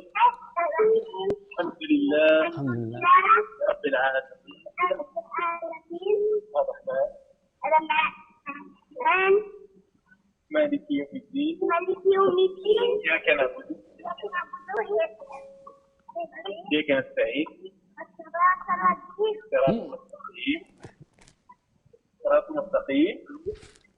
صراط مستقيم التي أنعمت عليهم آمين ما شاء الله. Takbir, takbir, Allahu Akbar. Do you know, brother, I mean, as you were reciting, before your son was saying the next word, wasn't he? The next ayat. So amazing, amazing, a 2-year-old. Thank you. I have to encourage them. And, yeah, we want to help them. I try to make them pray with me all the time now in the start of Ramadan. Inshallah, guess what? I have a... Okay, guess what? I have a gift for you. Here is a... We have got a fruit. Okay, we have got a... What do you call this? Fruit basket. Fruit basket. We've got a fruit basket for you. There's another name for it, but I can't. It doesn't come to hamper. A fruit hamper for you. Hamper for you. So we will deliver now. What you need to do is text me your address, my brother, and I'll get it to you before iftar, inshallah. Thank you. Please. And Brother Mumin, yes. We would like to, we really appreciate the initiative that you're doing. Jazakallah. To get all the community, Muslim community engaged. And our children to be engaged with our religion. It's very important. Inshallah, you're absolutely right. Everyone at Abdullah Quilliam Mosque is doing an amazing job. Inshallah. And the other mosque, Rahma Mosque, and Penny Lane, all the mosques in Liverpool. Yes. MashaAllah, the community is growing and it's going to the right path. Inshallah, please make dua, brother. And as you know, we are buying the next door building. See how you can become involved, and you are mainly involved with this masjid. Let me just make it absolutely clear on the air that brother Amin and brother Usman from Kasbah and Bakshish, they were the very first restaurant to actually sponsor the whole of the iftar and suhoor for 15,000 people over 30 days, in the whole month of Ramadan. The very first one we opened in June 2014. And we can never forget that contribution. And mashallah, it was tasty, mashallah. We can still remember the lamb soup that they used to bring. Yeah, the lamb soup, that's it. It was good, we had Moroccan food, and we missed that. Inshallah, maybe next Ramadan, you could become the host. Inshallah. You are always, we always think of you, and we always, appreciate, what you're doing as well. I think you're doing a much, much bigger job than what we've done, to be fair. Inshallah, it is a teamwork, my brother. You are in our team as much as other brothers are. And please do dua for us. Please come and see us more often as well. We'll make dua for you. And tonight is the Laylatul Qadr night, as it sounds to be. Inshallah, please donate generously. You'll get 1,000 months worth of barakah, inshallah, which is 83 years. So please. When you come and see Amin, brother Mumin. Inshallah. If I don't see you, I'm going to see you with this hamper anyway later on, so I will say Eid Mubarak in person. On that basis, can I just remind our viewers that this is an Eid card. Okay, it is an Eid card, front page of an Eid card. If you like us to post you the Eid card, please text me your address on my WhatsApp. Okay, it's 07949 If you text it to me, I will post you an Eid card from Britain's first mosque. Okay? Yeah. Okay, we text this address for both Uthman and Amin, okay? Jazakallah khair. Thank you so much for your call. Inshallah. Thank you very much. Ma'asalam. I just want to add by hearing that young 2-year-old child reading the Quran, is mentioned in the Quran, وَلَقَدْ يَسَّرْنَا الْقُرْآنَ لِلذِّكْرِ فَهَلْ مِن مُدَّكِرٍ. This is a miracle and the beauty of the Quran that Allah subhanahu wa ta'ala makes it easy. There's no book in the world which has been memorized like this Quran has. Subhanallah. Allah subhanahu wa ta'ala swore that Allah subhanahu wa ta'ala will protect the Quran. And how Allah subhanahu wa ta'ala protects the Quran. 2-year-old children can say the words of Surah Fatiha, Allahu Akbar. This is in itself, that child reciting, that's a miracle of Allah subhanahu wa ta'ala. That Allah is protecting this Quran generations over generations. On this, I'd like to tell you a story I've just I read upon a few days ago. In the past, there was a king, I think, I don't know if it was in the time of Haroon Rashid, that they used to have debaters from different religions. So there was a very fluent, well-spoken, eloquent Jewish rabbi that came for debating. So at that time, the king, after he spoke, he was very amazed by his level of eloquence and how well he spoke. So the king asked him, told him, gave him da'wah of Islam thereafter, that you speak very eloquently, you speak very well, that why don't you become a Muslim? So then at that time he declined. Then thereafter, a year went past. And that same Jewish man, he came back into the court of the king on another debate. And this time he came as a Muslim. Wow. Subhanallah, he came as a Muslim and he was speaking eloquently about all the aspects of Islam. And he had, a lot of ilm, in-depth ilm of Sharia, of the Qur'an, of the, translation, everything. So, Subhanallah, what happened? I asked you last year and this year, how did you manage to accept Islam? Yes. This is what he said. A very good answer he gave. He says, I wrote, he was very good at writing as well. He was very good at calligraphy. He said, I wrote the Bible. And then I went to the churches and I gave out copies. I wrote about 5 copies. And they took the copies and accepted them. And no one refuted any copy. And in the copies, I made alterations myself. And I changed it. Right. I changed it and I made alterations myself. And no one noticed it. Wow. 5 copies. Then I done the same with the Torah. Yeah. And I made alterations. And I changed. I changed the Torah. And I made and I gave it into the synagogue. And alhamdulillah, they accepted it as well. Yeah? Nothing happened. They accepted it. And then I tried to do the same with the Qur'an. I wanted to test the religions. Myself, I was debating and he was a man of intellect. So he was using his mind. So he himself, he said he wrote copies of the Qur'an. He tried to change it and he gave it. As soon as he gave it, they gave the Qur'an back to him. This is wrong. This is not in the Qur'an what you have written. At that point, that the Qassem of Allah subhanahu wa ta'ala, that Allah will surely protect the Qur'an. I understood this. And then I became a Muslim and I started Islam. And this is why I'm here today. Allahu Akbar. This is the Qur'an. The kids of the age of 2, 5, 6. They could barely be saying a word. Allahu Akbar. That's where the heft will be. And he was going ahead of his father. And the most amazing thing, it's a great example, not just for the child himself, but a parent. If your child isn't able to read at the moment, he's still 2, you don't expect them to read at that age. But if you're able to teach them, if to encourage them, show them that we can still read, you can still phone up with your children, exactly like the brother done, which was a more beautiful example, mashallah. Yes, of course. We have received a couple of messages. We're going to finish the program in about 10 minutes time, so exactly at 6:55, because we have another program with brother Imam Ajmal Masroor at 7 o'clock. So inshallah, brothers and sisters, please do donate generously to the website. Go to our website, or the bank details are on the screen. We'd like to hear from you. Please give us a call, 0151 260 3986. Okay, so Brother Ajmal Masroor's Digital Ramadan, showcasing various aspects of our life during Ramadan from different parts of the country. We have the doctors coming in, almost every doctors. Can you imagine? We managed to get the Abdullah Quilliam Masjid managed to get a doctor, a professional doctor, every single day of the show, talking about our health elements. So whether they are a GP or a consultant or a psychiatrist or an orthopedic surgeon, we've had them all, and we've got so many more. SubhanAllah, Brother Mu'min, I'm surprised with that, because most of the, alhamdulillah, the Muslim brothers, the Asian community, how many doctors you'd find, and dentists, so mashallah. Yeah, and dentists as well. And that's the biggest thing, it's the ilm, to strive through the ilm, mashallah. Yeah.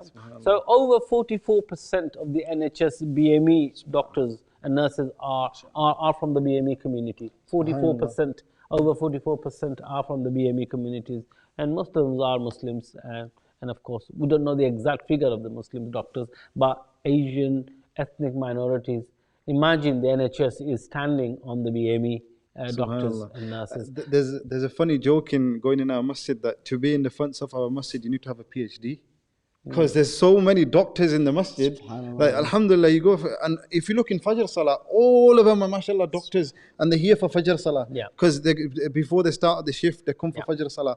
And there's so many doctors there, subhanallah. So you're right, Penny Lane Mosque is blessed with doctors. The Abdullah Quilliam Masjid is even more blessed with doctors, and hence, we are really in good hands.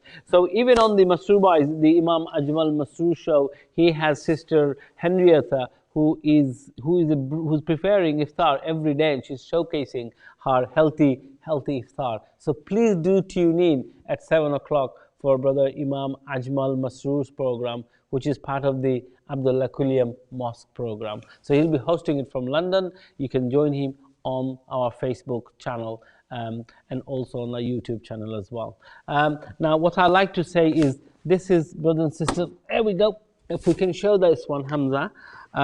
This is the Quran holder. It's a very beautiful piece of item. This is a Quran holder, pure. It's in silver color, yeah. And if I can get you to hold that for me while I actually open up the case. Okay, there we are. So can you see that? You can actually, once you read the Quran Majid, yeah, you can put it into this case here. Okay, and you then close the gap, so that becomes your protection for Quran. It's a Quran holder, yes, and then you put it. Again, if anybody would like to bid for this one, donate something. So donate something in this night of power tonight, even after Maghrib, if you want to do it. The bank details are there. So this is also on, and if you do donate something for that and we accept it, you must give us your address. The other beautiful things I have, I'll just get up and get it. This is the complete chapter of the 30 Jews. Basically, here is the 30 Jews, they're in parts. So as I presume, they're in 30 parts. So one Jews in one part. So good for children. The Holy good for children, yeah, mashallah. Because they can't lift, the full Quran. So they can get that one juz out and learn that, Even mentally, because when we were children, we used to look at the Quran and think, oh, how many pages are in there? Subhanallah. But once you live in one juz, you finish your juz and then you go to the next one. You get to the next one. That's right. So it's beautifully done in a box. If you'd like to ask for a hadiyah for this one, a donation again, that would be really good. And of course, we have these ones, which are, believe it or not, can you see the gold in there, Hamza? Yeah, brilliant. These are for incense, where you put oud in there, and bukhur holders. So we have very many of those, a couple of them. We have that one, we have this one as well, if you can see from there. Yep, brilliant. Okay, that one there, and a little one here as well. Again, all these. If you like that, please text me with your number and your bidding price that you'd like to donate. This is also a very beautiful one. Can you see that? Yes, there we are. It's a wooden. It's a wooden one, isn't it? MashaAllah. So you can have those. We have other artifacts as well. There we go. Alhamdulillah, Allahu. There we are. So these are those. These are quite nice to put up on the wall. Kids see them and they relate to them as well. And it's also blessings to have these on the wall of your house or on the table, to be honest with you. Oops. Okay, don't forget special oud, yeah, the attar, the perfume. We have quite many of them as well. Okay, and there's another one, just rushing it here. This is a complete gift set. If you would like to, can we have this one, Hamza? That one, cool. Yeah, it's brilliant. So here we are, we have a gift set where it's a perfume with the face lotion, you got the shower gel and soap.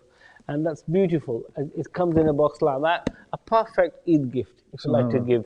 Okay, so there we are. Again, please do send us your offer, and a reasonable offer, so that it covers the cost of the thing. It's also something the masjid gets something back. The whole point of showing you this is to get the barakah from buying it, having it, and donating to the masjid, inshallah.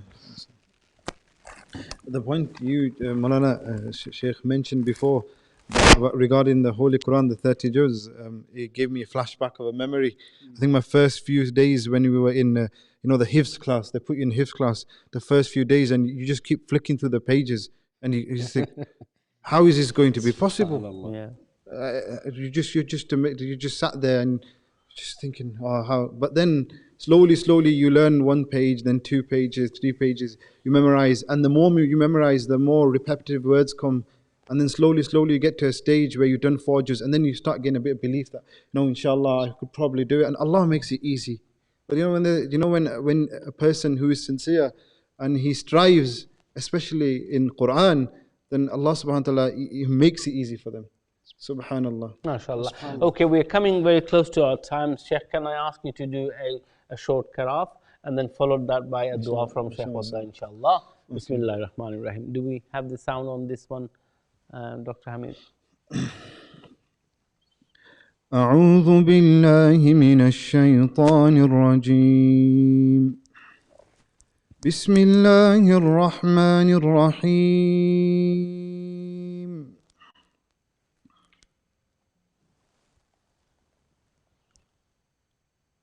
لو أنزلنا هذا القرآن على جبل لرأيته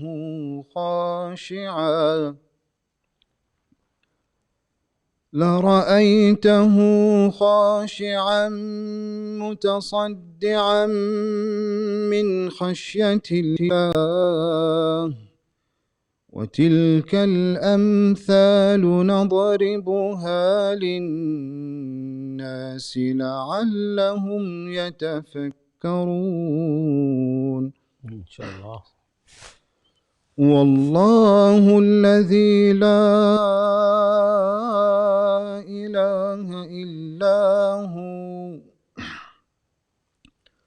عالم الغيب والشهادة هو الرحمن الرحيم والله الذي لا إله إلا هو الملك القدوس السلام المؤمن المهيمن العزيز الجبار المتكبر سبحان الله عما يشركون والله الخالق البارئ المصور له الأسماء الحسنى ما شاء الله يسبح له ما في السماوات والأرض وهو العزيز الحكيم صدق الله العظيم. MashaAllah, MashaAllah. What a beautiful recitation by Imam Zubair, the Imam of Penny Lane Mosque here in Liverpool. Do we have a caller on the call? Oh, we have a caller, Sheikh. MashaAllah, barakah in your reading. Assalamu alaikum, caller. Can we get the caller? Can you call Dr. Didi, because he's been trying to call us earlier, Dr. Didi. Just while we're waiting for the caller, Sister Jihad says, MashaAllah, and our Imam, the Taraweeh Imam, Grand Imam, Sheikh Sadek said also, MashaAllah. So if you're watching Sheikh Sadek, Assalamu alaikum, you should have been here, but you haven't come. Okay, Hala Nakib, is her name mentioned, her artwork? Yes, we have. We've mentioned the Sister Hala Nakib. I can't see the full name. There you go. Hala al-Naqib, a beautiful... Naqib is N-A-G-E-E-B. Naqib. Q-E-E-B. N-A-Q-E-E-B. Naqib. So thank you so much. It's a very beautiful artwork. I'm sure we are going to review this. Let's take the call then, and we'll come back to the artwork in a bit. Assalamu alaikum. Wa alaikum assalam wa rahmatullahi wa barakatuh. My sister, what's your name and where are you calling from? My name is Hala Naqib. I'm calling from Liverpool. MashaAllah, we were just looking at your artwork right now. It's a beautiful piece of calligraphy that you have done. Yes, mashallah. Thank you, thank you. Yeah, that's Surah Al-Kawthar. Yes, no, you've really done really well, mashallah. How did you paint this onto a canvas, or tell us about it.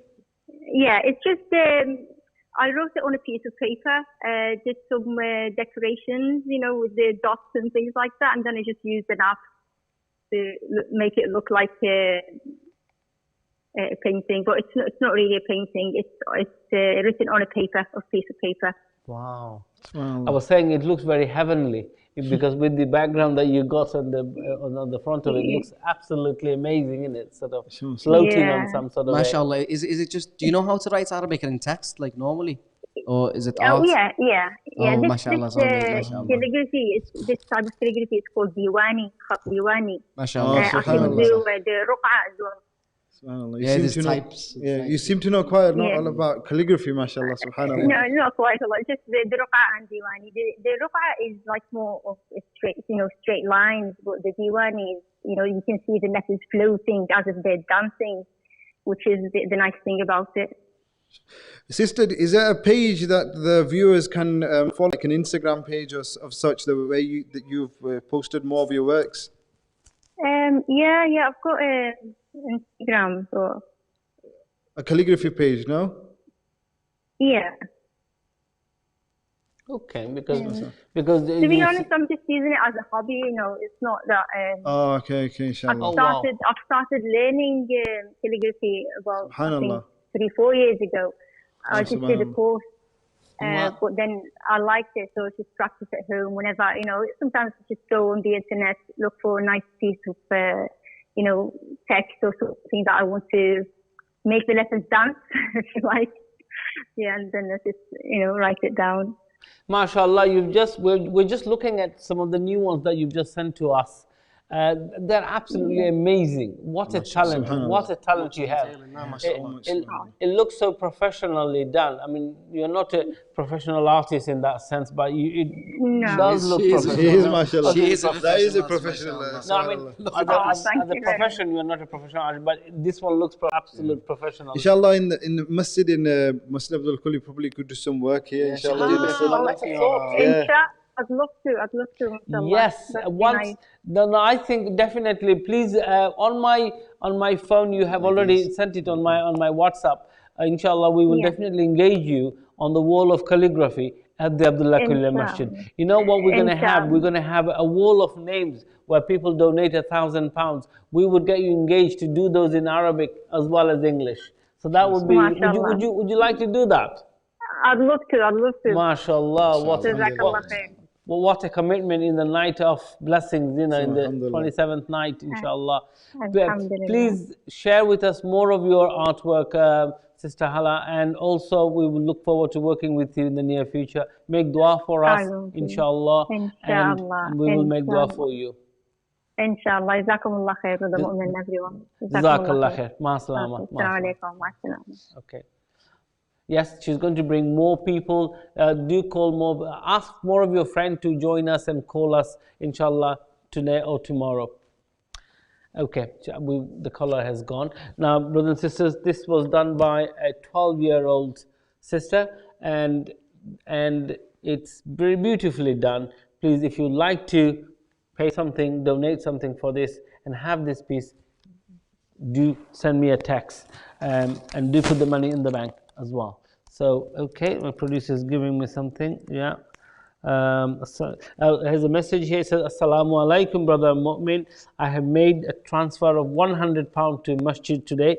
Takbir Allahu Akbar, mashallah. As a small donation, duas, jazakallah khairan. This is Brother Luqman. Brother Luqman is one of our dedicated volunteers in the Masjid. I always call him the health and safety man. Because may Allah continue to bless him and his family. By profession, he's an electrical engineer. But every time we have a program or a show on the forecourt when we have 600 people for iftar, the grand iftar, Sheikh, and this Brother Luqman will say, Brother Mu'min, have you thought about the health and safety elements of it? I said, you are there. we are safe. So, brothers and sisters, it's been a wonderful having our guest on the show. Thank you, Brother Zubair, Imam Zubair, to be with us. I also want to thank our Imam Waddah. And we come to an end tonight. Now, don't forget, although we will be off the air, another program is starting at 7 o'clock with Imam Ajmal Masroor. Please stay tuned with us. This is the night to watch, learn, and give. We may not be on the air after 8 o'clock, but our phone numbers, our donation hotlines and everything else is open. Please go and donate generously. I can see there's another call coming. Now, this is the brother I know. It's not related to this one. That's fine. So I'm going to ask Sheikh Waddah to do a dua, inshallah. Yeah? Inshallah. Bismillah wa salatu wa salam ala rasulillah. اللهم صل على سيدنا محمد في الأولين وصل على سيدنا محمد في الآخرين وصل على سيدنا محمد في الملأ الأعلى إلى يوم الدين صل عليه صلاة طيبة تبلغه آناء الليل والنهار صل عليه كما صليت على الأنبياء الكرام اللهم أعتق رقابنا من النار اللهم أعتق رقابنا من النار اللهم أعتق رقابنا ورقاب آبائنا وأمهاتنا وإخواننا وأخواتنا وأعمامنا وعماتنا وأخوالنا وخالاتنا وجميع المسلمين والمسلمات والمؤمنين والمؤمنات الأحياء منهم والأموات اللهم كما بلغتنا أول رمضان فبلغنا آخرة وبلغنا ليلة القدر اللهم بعزتك بلغنا ليلة القدر وجعلنا فيها من المرحومين من المغفورين ممن يقال لهم ادخلوها سلام عليكم طبتم فادخلوها خالدين اللهم آتنا في الدنيا حسنة وفي الآخرة حسنة وقنا عذاب النار سبحان ربك رب العزة عما يصفون وسلام على المرسلين والحمد لله رب العالمين. Brothers, just before we go, can I just remind you the program that so now already on our Facebook we have got Brother Imam Ajmal Masroor who started the 7 to 8 program, inshallah. Please do join him on that program. And then of course we are back on live at 10:45 with Salatul Isha, and then Taraweeh at 11 o'clock, and then 12:30 we'll be starting Tahajjud. It's a whole night prayer through the whole rest of the month of the Ramadan, and 1:25 will be with it with an extended special dua for this 27th night with Sheikh Sadek Kassem. Please stay with us, and most importantly, we are purchasing the next door building for the Muslim community, for our children, for our generation. Please leave your legacy behind for the future of our youngsters. If you don't do it, who will? And every penny counts. And tonight, if it is the Laylatul Qadr night, you will get a lifetime reward for every pound you donate, inshallah. Make this a special night. Donate what you can. Go to our website, www.abdullahquilliam.org, or even our bank details are also on the Facebook at this moment in time. So please visit our website. You'll find many. If you haven't paid zakat ul fitr, you can pay on our website as well. It's £5 in Liverpool per person, and normal zakat, if you like to pay, you can also do so. But make sure you put a reference. But no, we do have individual boxes. When you go to the website, you'll have individual boxes that says zakat, zakat al fitr, and donations. Please remember us in your dua. Any final words, Sheikh, before we go off the air?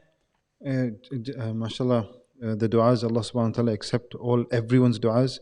Now, leading up to iftar, we have, these blessed times where du'as are going to be accepted. This is a night where du'as will be accepted. Have this firm, yaqeen meaning faith that Allah is going to accept the dua. When you're asking that dua, know that this dua is going to be accepted. Have this firm yaqeen. If this is good for me, good for my life, then Allah is going to accept this dua, and value this night in every minute, and Make dua for the whole of mankind, the whole ummah of Rasulullah sallallahu alaihi wasallam.